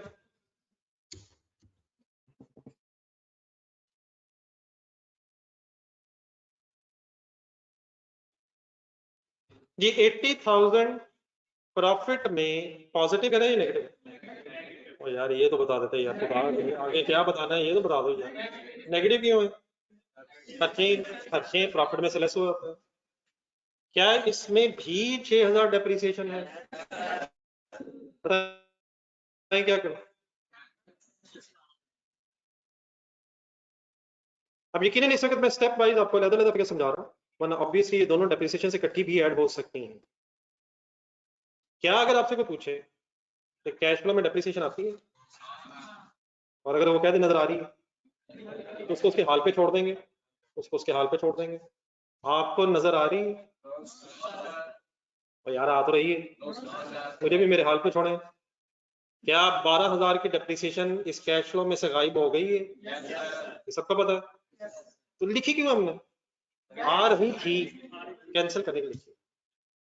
चलो आगे। तो 6,000 की इस डेप्रिसिएशन के एडजस्टमेंट से ऊपर वाला 80,000, हिम्मत अब जारी रखनी है, ऊपर वाला 80,000 नेगेटिव, 6,000 ऐड करने से कितना रह जाएगा, पूरा बोलना है। 74,000 पॉजिटिव रह जाएगा या नेगेटिव रह जाएगा, नेगेटिव रह। अब अपने लेजर से कहीं मिलता है 74,000, ये 74,000 आप किस लेजर में ले गए, और उस लेजर में लेके जाने से पेमेंट कितनी निकली, 72,000 फुल कंसंट्रेट। मेरा इस वक्त 80,000 माइनस या 80,000 minus and 66,000 positive, net of करके 74,000 नेगेटिव बना हुआ है। पेमेंट की अमाउंट बताएं, 72,000। फाइनली कैश फ्लो में पेमेंट आनी है 72,000। 74,000 से अब हमें 72,000 नेगेटिव तक आना है। पेमेंट आनी है या एक्सपेंस आना है, एक्सपेंस नेगेटिव बन गया है, पेमेंट 72,000 नेगेटिव। अपनी कैश फ्लो देखा जरा, कैश फ्लो में 72,000 नेगेटिव है या 74,000 नेगेटिव। तो 2,000 से अब मुझे आपने कम करवाना है या ज्यादा करवाना है, नहीं पहले वो ठीक है वो कर लेते हैं। 74,000 नेगेटिव से आपने 72,000 नेगेटिव पे आना है। बताएं कैसे लाएंगे। और यार कम करना है, ब्रैकेट लगाएंगे। नेगेटिव 74,000 को नेगेटिव 72,000 अगर कम करना है तो क्या 2,000 को नेट ऑफ करेंगे, पॉजिटिव लिख के या नेगेटिव लिख के? ये ऑनलाइन स्टूडेंट आप बताएं, पॉजिटिव लिखूं, प्लस करूं या माइनस करूं, पॉजिटिव या नेगेटिव? नहीं, पॉजिटिव लिख के नेट ऑफ होगा, ये नेगेटिव लिख के नेट ऑफ हो जाएगा। मेरा ख्याल ब्रेक करें, ब्रैकेट लगा देता। ब्रैकेट लगाने से कितना हो जाएगा? 76 हो जाएगा। हालांकि करना कितना है? 72 करना है। कैसे करेंगे? ब्रैकेट हटा के मींस पॉजिटिव लिख के नेट ऑफ कर देंगे। मेरी इस एडजस्टमेंट से ऊपर जो 74,000 नेगेटिव बन गया था वो किस में कन्वर्ट हो जाएगा? क्या किस में कन्वर्ट हो जाएगा? ना 74,000 को कोई नाम, हाँ जी ठीक है, एक्सपेंसेस नाम है। तो कन्वर्ट कौन से एक्सपेंसेस इनटू क्या? तो convert operating expenses into into into into into into into into into prepaid expense. एक मसला हल करके दूसरे मसले की तरफ चले जाए। एक्सपेंसेस को पेमेंट में कन्वर्ट करना। तो वर्ड दोबारा रिपीट करें, क्या बोले आप? तो कन्वर्ट क्या इनटू क्या? Into payment for expenses. और प्रीपेड का एक सेकंड लेजर देखेंगे। प्रीपेड का लेजर ओपनिंग अमाउंट बताएं, क्लोजिंग अमाउंट बताएं, डिफरेंस बताएं। क्या ये 2,000 ऐसे भी आ जाएगा? इसलिए मैंने इस 2,000 के साथ नाम क्या लिख दिया? Prepaid expenses. या 3 फिगर्स पहले नेगेटिव करवाई हैं, 22,000, 45,000, 5,000। इस गरीब का क्या कसूर था? हमने को रट्टा तो लगाया ना ना, इसमें कोई बात नहीं। अगर नेगेटिव लिख के रिसीट बनेगी या पेमेंट बनेगी तो हम नेगेटिव कर देंगे, और अगर पॉजिटिव लिख के रिसीट या पेमेंट बनेगी तो हम वो कर देंगे। ये पॉजिटिव नेगेटिव की बहस हुई क्यों है? To convert sale into receipt, to convert purchase into payment, to convert expenses. हमारा ताल्लुक किससे? कैश फ्लो बनाते हुए, रिसीट्स और पेमेंट्स। तो अगर पॉजिटिव लिख के रिसीट एंड पेमेंट्स बनेगी तो हम पॉजिटिव लिख देंगे, और अगर नेगेटिव लिख के बनेगी तो हम नेगेटिव लिख देंगे। मतलब फॉर एग्जांपल मैंने शुरू में एक एग्जांपल दी थी, डेटर्स की पहली फिगर को जाए, रिसीट्स फ्रॉम कस्टमर्स की, ये कितना लिखा नजर आ रहा था? 4,78,000। अगर यहाँ फॉर एग्जांपल होता है 5,22,000, याद है? तो बोर्ड पे जरा देखें, प्रॉफिट में कितने सेल आ रही थी? तो नहीं, प्रॉफिट में कितनी सेल आ रही थी? 5 लाख। और अगर 5,22,000 रिसीट है तो क्या मैं 22,000 को प्लस करता है माइनस करता है? तो ये जो प्लस माइनस हुआ इसका सोल मकसद क्या है? To convert the incomes into receipt and expenses into payment, directly या इनडायरेक्टली। आपने पहले डायरेक्टली किया था, मैं किस मेथड से कर रहा हूँ? इनडायरेक्टली कर रहा हूँ। आई होप कि कुछ समझा पा रहा हूँ। नहीं सर, एक दफा ना करना सारे नीचे नीचे पढ़ तो सही यार, तो दाग लिया है ना करिए। और डेप्रिसिएशन 2 जगह शामिल थी यार, को की होगी यार। मैंने 6,000 वही 2 दफा थोड़ी लिखा है, मैंने एक कौन सा वाला लिखा है, कौन सा वाला लिखा है यार, तो दाग लिया है। ये तो ना करिए यार, तो दाग लिया, तो डेप्रिसिएशन कल से दिखाई जा रहा हूँ मैं यार। और मैं चुप करने को मेरा दिल नहीं कर रहा यार। एक मैंने कौन सा 6,000, एक मैंने कौन सा 6,000 लिखा, दूसरा मैंने कौन सा 6,000 लिखा। अगर आप ये इतराज करते तो अच्छा भी लगता है कि 12,000 इकट्ठा लिखूं, तो वो कोई इशू नहीं, 12,000 इकट्ठा लिखूंगा, लेकिन क्या 6,000 का मैंने डबल लिख दिया? कौन कौन सा 6,000 मैंने फिर अलग अलग लिख दिया? और यकीनन आप शायद चाहते हो कि इकट्ठा ही लिख दूं, तो वो भी इंशाल्लाह थोड़ी देर बाद देखते हैं, तो वो लेकिन 6,000 कहाँ भी है, कहाँ भी है, तो वहां वाला भी कैंसिल होना है, वहां वाला भी कैंसिल होना है, तो टोटल 6,000 कैंसिल होना। तो क्या मैंने कौन सा सेल वाला दोबारा लिख दिया? ना करिए ये तो ना करिए। जी सर जी, एक लास्ट स्टेप है, और ये लास्ट स्टेप अब मुझे बता देगा और आपको भी बता देगा कि आपको मेरी क्या बात समझ आई। 5 लाख की सेल को रसीद बना लिया हमने, 3,10,000 की कॉस्ट ऑफ सेल को हमने अल्हम्दुलिल्लाह पेमेंट बना ली आखिरकार, और 80,000 को भी फाइनली हमने 72,000 की पेमेंट में कन्वर्ट कर दिया है। अब आ जाए सबसे इंपॉर्टेंट इशू, और अगर आपने ये सही समझ लिया और सही करवा दिया तो इसका मतलब आपको ये कॉन्सेप्ट सारा क्लियर हो गया। 21,000 का नाम ढूंढने के आपने सवाल, बिल्कुल सही आपने बोला, लेकिन कुछ कुछ लोगों ने बोला है तो आप भी बोल रहे हैं। इसका नाम वही है जो सबको नजर आ रहा है, 21,000 इंटरेस्ट एक्सपेंस। क्या प्रॉफिट में से इंटरेस्ट एक्सपेंस लेस हुआ हुआ है? अपनी वर्किंग से कैश फ्लो जाए, कैश फ्लो में जाए, इंटरेस्ट पेड की अमाउंट बताएं, ये सेम क्यों है? अपनी वर्किंग्स में जाए, अपनी वर्किंग्स में जाए, वो कौन सा लेजर था जिसने इंटरेस्ट एक्सपेंस को इंटरेस्ट पेमेंट में कन्वर्ट किया? वो कोई भी लेजर नहीं था यहाँ, वो यहाँ नहीं था, वो हो सकता था लेकिन यहाँ नहीं था। यहाँ कौन सा लेजर ही नहीं था जिसकी वजह से क्या था, इंटरेस्ट एक्सपेंस ही इंटरेस्ट पेड था। तो जरा बोर्ड पे देखें, क्या 21,000 एक्सपेंस के तौर पे प्रॉफिट में से लेस हुआ? सर जी लेस हुआ हुआ सर। लेकिन क्या यही 21,000 एक्सपेंस के साथ साथ पेमेंट भी है? ये ऐसे क्यों हो गया? उनकी अपनी क्लोजिंग नहीं है। प्लीज टैक्स की कोई बात नहीं इस वक्त हो रही, होनी है उसकी भी, आखिरी वही रह गया। इस वक्त किस पे बहस हो रही है?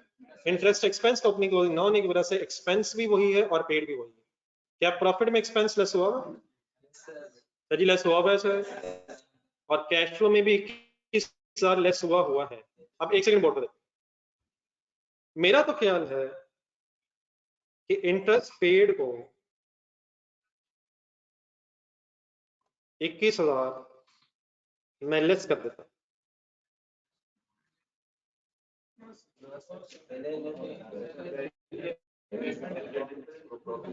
यार इंटरेस्ट पेड कैश फ्लो में पेमेंट आती नहीं है, कैश फ्लो में इंटरेस्ट पेड आता नहीं है, आता नहीं है। अगर कोई सही वजह बताएंगे तो मैंने मिटा देना, लेकिन अगर इतना डरे रहेंगे तो मैंने भी इन चीजें बोली जाना। क्या इंटरेस्ट पेड कैश फ्लो में आता नहीं है? क्या ये पेमेंट नहीं है? मसला क्या बना है? सही बोलेंगे, अभी सही वर्ड नहीं है। डबल लेस हो, वो कैसे? प्रॉफिट में भी लेस हुआ है और अब फिर लेस हो गया है। तो ना आपने गलत बात कभी पहले एक्सेप्ट की है, ना ही इरादा है और ना ही आंदा कभी मानेंगे। तो मैं ये हरगिज जुल्म नहीं कर सकता। ये क्या जुल्म हुआ था? क्या भी लेस है, फिर क्या भी लेस हो। तो मेरा ख्याल है असूलन 21,000 क्योंकि ऑलरेडी लेस है, ठीक है उसका नाम एक्सपेंस है लेकिन वही पेमेंट है, ऑलरेडी लेस हुआ है कैश फ्लो में, तो हमें कुछ भी करने की जरूरत नहीं। क्यों नहीं है? ऑलरेडी लेस हुआ है। तो यार अगर कुछ भी लेस नहीं करेंगे तो कहाँ लेस हुआ है? देखें जरा बोर्ड में, और जाने दें यार। अब देखें जरा 89,000 के प्रॉफिट में देखें, अब तो नजर तो नहीं आ रहा। हम अकाउंटेंट्स को अभी भी नजर आ रहा है। क्या हम डॉक्टर? क्या आपको पता है इस प्रॉफिट के अंदर सेल है? हमें क्या पता। इसके अंदर कॉस्ट ऑफ सेल है, इसके अंदर नॉन करंट एसेट है, नहीं ना मान लीजिएगा नहीं है, लेकिन जो है वो है। इसके अंदर क्या क्या है? सेल है, कॉस्ट ऑफ सेल है, ऑपरेटिंग एक्सपेंसेस है, अदर इनकम हो सकती है, और इंटरेस्ट भी लेस हुआ है। सवाल देखें, अगर मैं नहीं भी दिखा रहा तो आपको पता है किस लेस हुआ, और अगर मैंने दोबारा लेस किया तो डबल हो जाएगा और गलत हो जाएगा। क्या दो दफा पेमेंट हुई है? हरगिज ऐसी बात नहीं है, एक दफा पेमेंट हुई है, ऑलरेडी लेस हुई भी है प्रॉफिट में से। तो मुझे असूलन कोई भी प्लस माइनस नहीं करना चाहिए, एक्सपेंस ही पेड है और ऑलरेडी लेस हुआ 89,000। ये मेरी किसी बात में कंफ्यूजन है? तो जब मैंने किया था मैंने मिटा दिया, मुझे कुछ नहीं करना चाहिए। ये ऑनेस्ट नहीं कंफ्यूजन।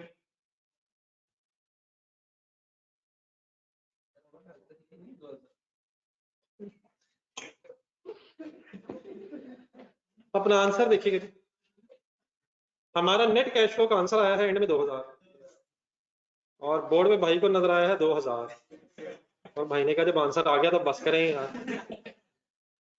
मुझे पहले बताना था, मैं सबसे ऊपर लिख देता 2,000। एक मिनट बोर्ड देखें, तो किस मेथड से कैश फ्लो बन गई? मेथड खुद आखिरी है। लेकिन बहरहाल किसी भी तरह का कोई सवाल अगर जहन में आ रहा तो पूछ लीजिएगा, ये तो मैं तसव्वुर भी नहीं कर सकता। इंशाल्लाह 2,000 आने लगा, लेकिन एक मिनट यार इतनी जल्दी है? अगर कोई जल्दी है तो कोई इशू नहीं है कि उधर फारे हो क्या जाता है, दोबारा फिर क्लास शुरू कर लेंगे। वो ज्यादा मुश्किल हो जाएगा तो 5-10 मिनट इंशाल्लाह यार, अल्लाह या अल्लाह मदद करे। जहां नजर आया आज के बाद 2,000 तो वो आंसर हुआ करेगा डायरेक्ट इनडायरेक्ट मेथड। बस हौसला यार, मैं जा रहा हूँ यार, ये असूलन मुझे इसे 21,000 का कुछ नहीं करना चाहिए क्योंकि ये प्रॉफिट में से लेस हो गया। लेकिन अब आखिरी चीज ध्यान से सुनो, असल में ये अब ये कैश फ्लो हम अकाउंटेंट्स बना तो रहे हैं और हमें तो पता है कि इंटरेस्ट एक्सपेंस और इंटरेस्ट पेड सेम है, पेबल्स नहीं है, ऐसी है क्या ख्याल है? सही कह रहे हैं? हमें तो पता है कि interest expense interest paid same है, इंटरेस्ट पेबल्स नहीं है, और हमें ये भी पता है प्रॉफिट में से ऑलरेडी लेस हुआ हुआ। लेकिन ये हम अकाउंटेंट्स जब कैश फ्लोज बनाते हैं या जब कोई भी वर्किंग बल्कि बना रहे हैं, फाइनेंशियल स्टेटमेंट्स बनाते हैं, तो ये हम अपने लिए नहीं बनाते, ये हम शेयर होल्डर्स के लिए बनाते हैं। और शेयर होल्डर जरूरी नहीं कि अकाउंटेंट्स हो, शेयर होल्डर्स किसी भी प्रोफेशन से रिलेटेड हो सकते हैं, बल्कि हो सकता है प्रोफेशन ना भी हो, जिसके पास पैसे हो शेयर खरीद के शेयर होल्डर बन सकता है। तो ये कैश फ्लो हम बना तो रहे हैं, हमें तो पता है कि एक्सपेंस लेस हुआ हुआ है, वही पेमेंट भी है, पेबल्स नहीं है, लेकिन हमने ये कैश फ्लो प्रेजेंट करनी है शेयर होल्डर्स के सामने। अब आप एक शेयर होल्डर और जरा एक ले मेन अकाउंटेंट शेयर होल्डर बनकर जरा देखें, आपको इंटरेस्ट पेड कहीं लिखा नजर नहीं आ रहा। तब ये जो स्टैंडर्ड बनाया जिन बुजुर्गों ने हमारे अकाउंटिंग के, उन्होंने मिलजुल के ये डिसाइड किया है कि इंटरेस्ट पेड की फिगर एक इंपॉर्टेंट फिगर होती है, देयरफॉर शेयर होल्डर्स को ये बतानी चाहिए दिखा के। क्या आपको नजर आ रही है लेस हुई हुई? प्लीज, क्या आपको नजर आ रहा है कि interest expense interest paid less हुआ हुआ है? लेकिन शेयर होल्डर्स को नजर नहीं आया, मतलब नजर नहीं है सच आ रहा, हमें तो नजर भी आ रहा, लेकिन एक थर्ड लेमैन बन के आप जरा देखेंगे तो इंटरेस्ट पेड ढूंढना पड़ेगा आपको। हमें तो पता है वो पहले लेस हुआ हुआ, पेड भी हो गया हुआ, लेस हुआ हुआ। अल्हम्दुलिल्लाह, आप तो बल्कि ये भी देख के बता सकते हैं, जरा देखें आपको डेप्रिसिएशन नजर आ रही? तो हमें तो अल्हम्दुलिल्लाह बहुत सी चीजें नहीं नजर आ रही, बहुत सी चीजें नजर आ रही हैं। आपको इंटरेस्ट पेड नजर आ रहा? इंटरेस्ट पेड नजर आ रहा है? कहाँ आ रहा है? आ रहा है, आ रहा है, आ रहा है, आ रहा है, नजर आ रहा है, नजर आ रहा है, नजर आ रहा है। किसके अंदर नजर आ रहा है? 89,000 के अंदर नजर आ रहा है, 89,000 के अंदर नजर आ रहा है। और डेप्रिसिएशन हालांकि नजर भी लोगों को आ रही है, हमें नहीं नजर आ रही, लेकिन अल्हम्दुलिल्लाह आप तो अकाउंटेंट बन गए हैं। लेकिन शेयर होल्डर्स को इंटरेस्ट पेड दिखाना है, लेकिन वंस अगेन इलॉजिकल हरकत ना पहले आपने कभी मानी है, ना ही आइंदा इरादा है और ना इस वक्त इरादा। तो मैं अब IAS 7 स्टैंडर्ड जो है उसको अप्लाई करने के लिए काम करने लगा, लेकिन आपने मुझे बताना है कि मैं कोई गलत काम तो नहीं कर रहा, और या अल्लाह मुझे गलत कामों से बचाना।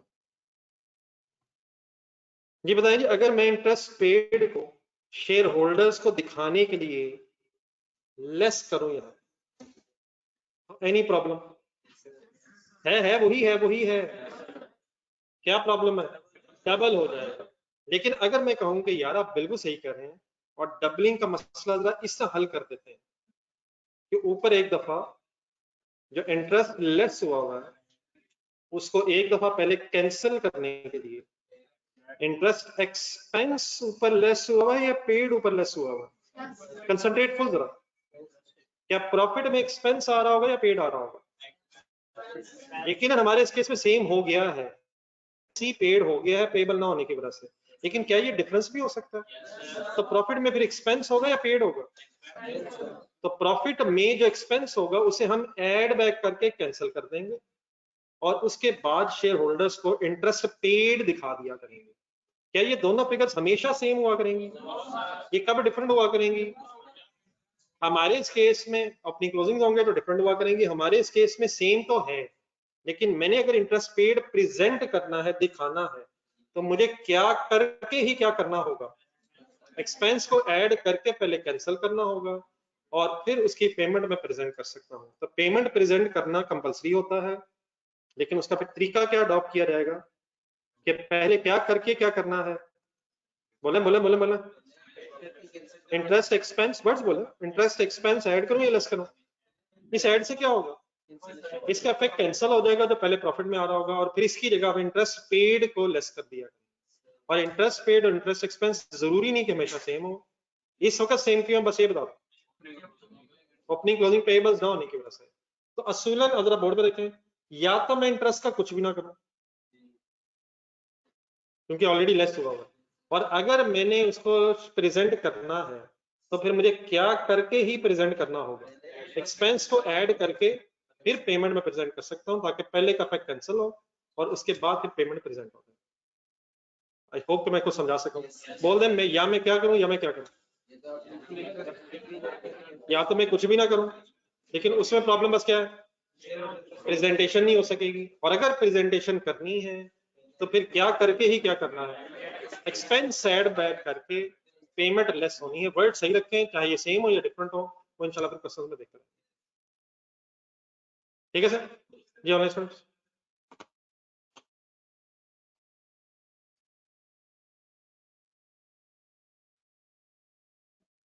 यहाँ तक बात समझ आ गई? देन उसके बाद आ जाए दोबारा 89,000। क्या 89,000 में जो सेल थी, कॉस्ट ऑफ सेल थी, ऑपरेटिंग एक्सपेंसेस थे और जो इंटरेस्ट था, इन सब का इफेक्ट हमने कैश फ्लो के मुताबिक सही कर दिया है या कुछ रह गया है? सर जी सबका हो गया सर। किस किस का हो गया? सेल का भी हो गया, कॉस्ट ऑफ सेल का भी हो गया, ऑपरेटिंग भी हो गई है, और इंटरेस्ट का भी जो करना था वो कर दिया। अब आने अपनी जरा कैश फ्लो में। अपनी कैश फ्लो में अगर आप देखेंगे तो मैंने इनडायरेक्टली रिसीट भी बना दी है तरतीब से। जरा डायरेक्ट मेथड आपकी सबका डायरेक्ट मेथड बनी है। मैंने रिसीट बना दी है, मैंने पेमेंट सप्लायर भी इंडायरेक्टली बना दी है, मैंने पेमेंट फॉर एक्सपेंसेस भी इंडायरेक्टली बना दिया है, और मैंने इंटरेस्ट पेड भी बना दिया है।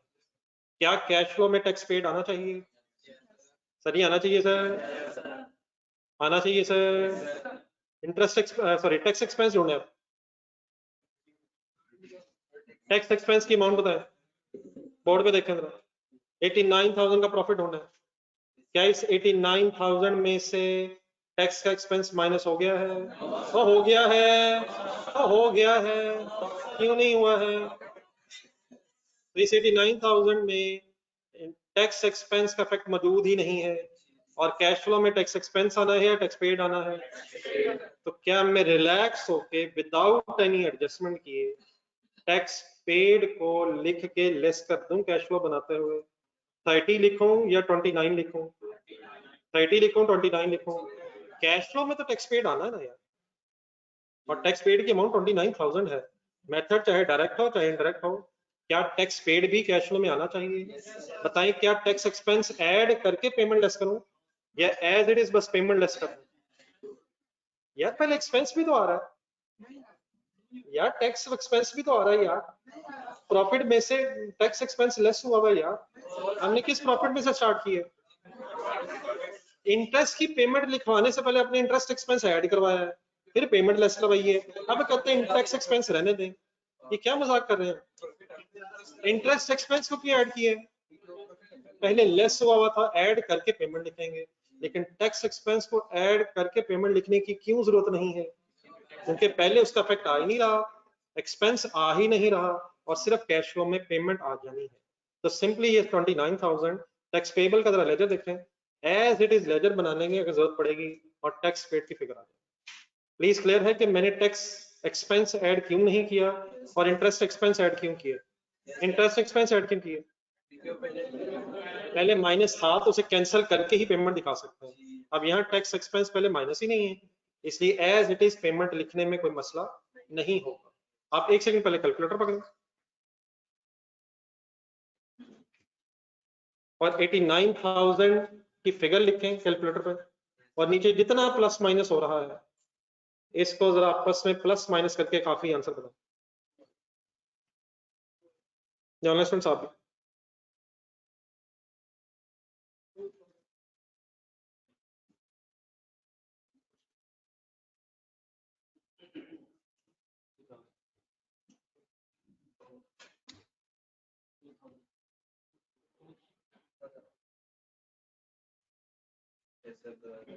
प्रीपेड एक्सपेंसेस का 2,000 आ गया।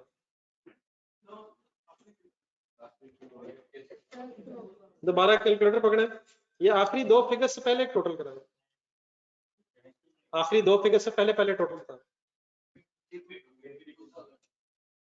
हम दोबारा नहीं करेंगे, हम रिवर्स कर लेंगे, ऊपर से शुरू करें एंड तक, सेकंड लास्ट टू फिगर से ऊपर पर। जी मंजूर साहब, मेरे कैलकुलेटर में जीरो गायब हो गया।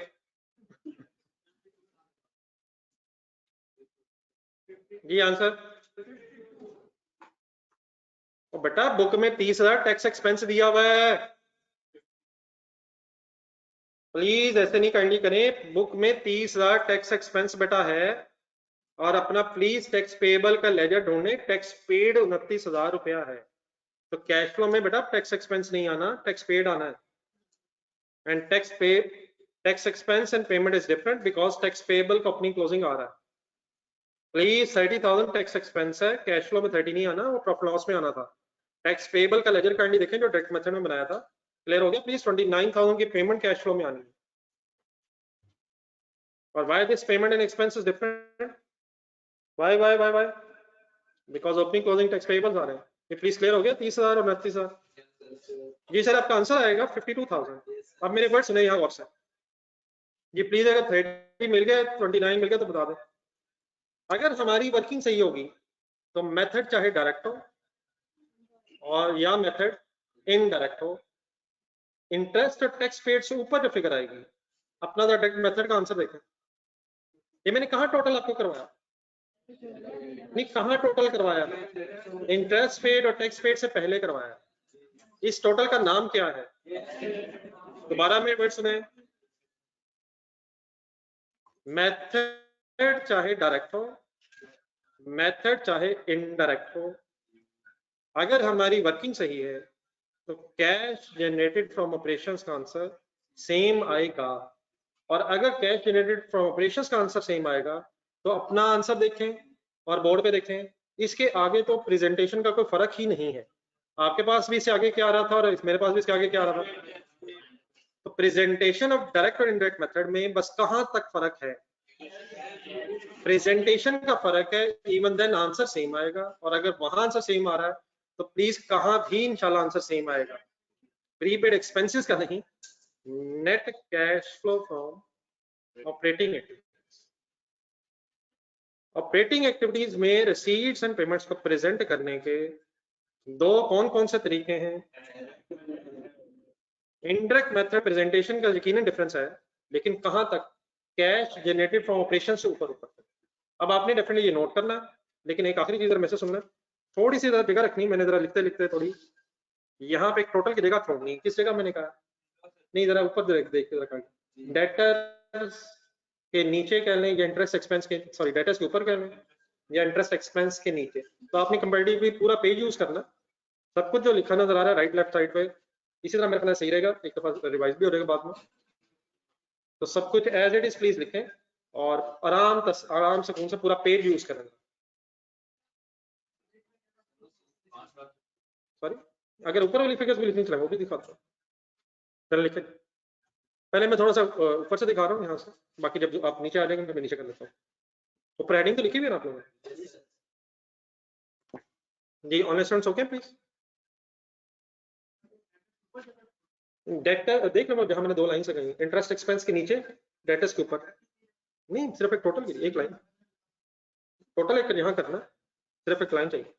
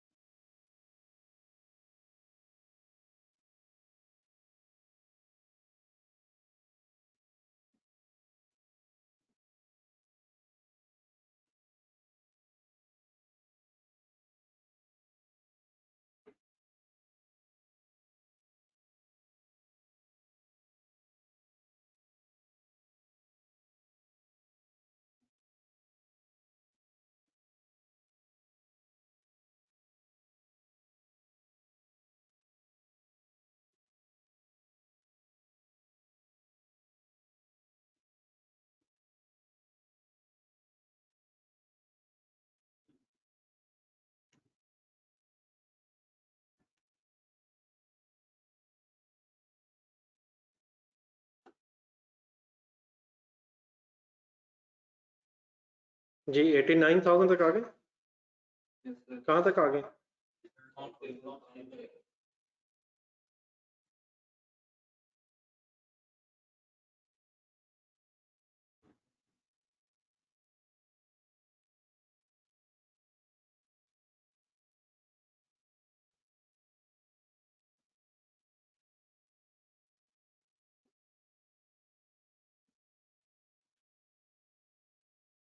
ये स्टैंड अप भी करवाते हैं।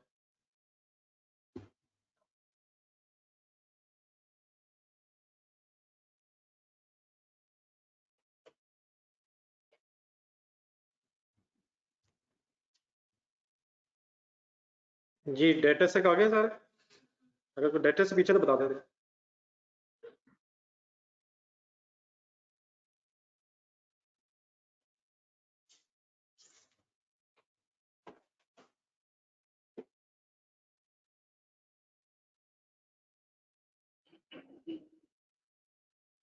देख लें, मेरा ख्याल नजर आ रहा है, देख लें, मेरा ख्याल नजर आ रहा है, देखो इसे।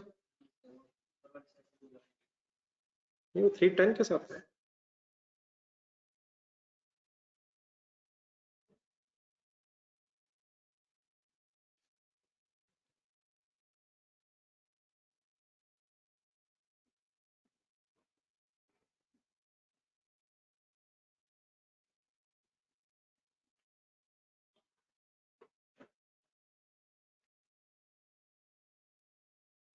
कोई नहीं, फिगर नीचे मैं भी कर देता हूँ, अगर नीचे से नजर नहीं आ रहा है, एक मिनट जरा सारे लिख लें फिर मैं कर दूँ।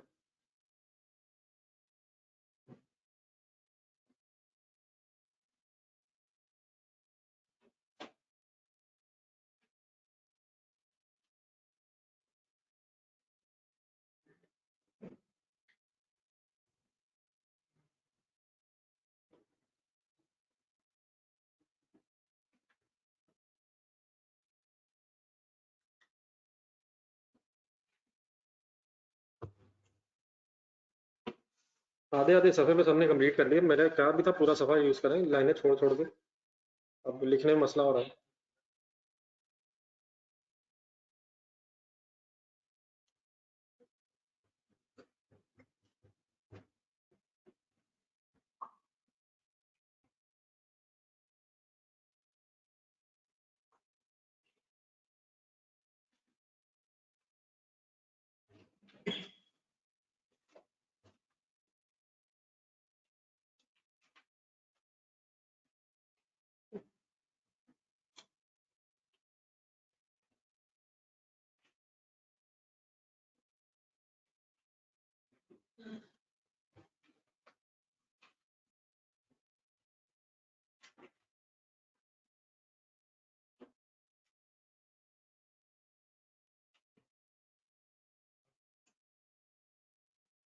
या अब इसके ऊपर तो अगर किसी का रहेगा तो बता दें,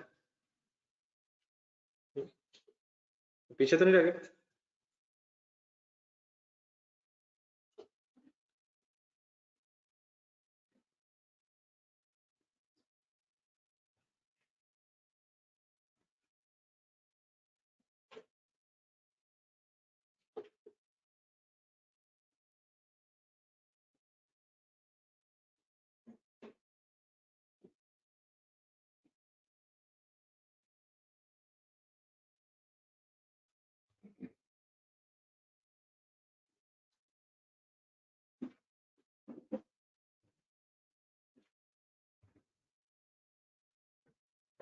ये कंप्लीट करके बताना आपको।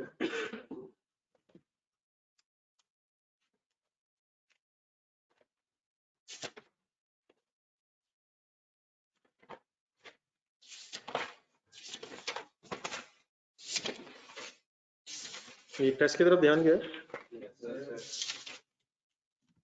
कल तक दे दीजिएगा, कल क्लास में फिर दे दें वापस, नहीं कल दे दीजिएगा, आज मेरा वो है नहीं ठीक। ये कल दे दीजिएगा, हाँ सब कल देंगे। चलें इंशाल्लाह कल ये बहस यहीं से शुरू करेंगे, अपलोड कर ली ये बात जो शुरू हुई है, इंशाल्लाह कल कंप्लीट करते हैं।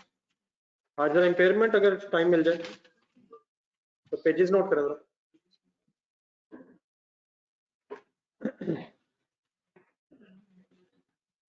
पेज नंबर 2 and 3 वॉल्यूम 2 के तरह कुछ पेजेस लिखना है, पढ़ें अगर टाइम मिलता है कोई घंटा निकाल के। पेज नंबर 2 and 3 वॉल्यूम 2 के पेजेस हैं ये। पेज नंबर 2 and 3 2 और 3।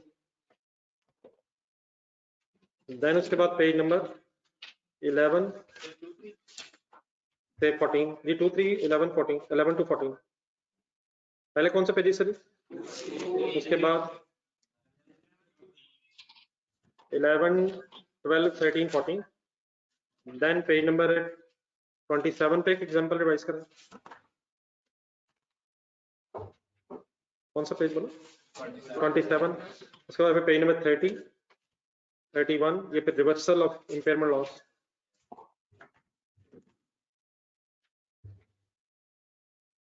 और उसके बाद पेज नंबर 36 पे और 36 से 37 तक ये की में कई दफा आपने पहले भी। पेज नंबर 33 से 37 तक एग्जांपल्स हैं। 33 से 37 तक एग्जांपल्स हम अभी, ठीक है? तो निकाले टाइम जरा, फिर इसका परसों टेस्ट दे दिएगा जरा एक इम्पेयरमेंट का, ठीक है? अल्लाह हाफिज़। ये पेज नंबर्स लिखाइएगा ना 2 3 11 to 14 27 30 31 ये ठीक है जी ऑनलाइन स्टूडेंट्स?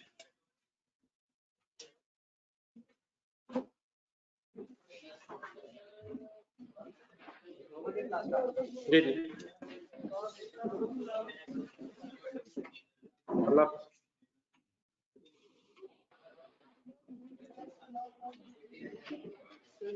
इस तरह हमने यहाँ पे एक्सपेंस ऐड करके प्रीपेड मैनेज किया, इस तरह हम इसका नहीं कर सकते? नहीं, वो तो सबका कर सकते हैं, लेकिन ये स्टैंडर्ड जिन्होंने बनाया है उसके मुताबिक अभी करना है। तो आइए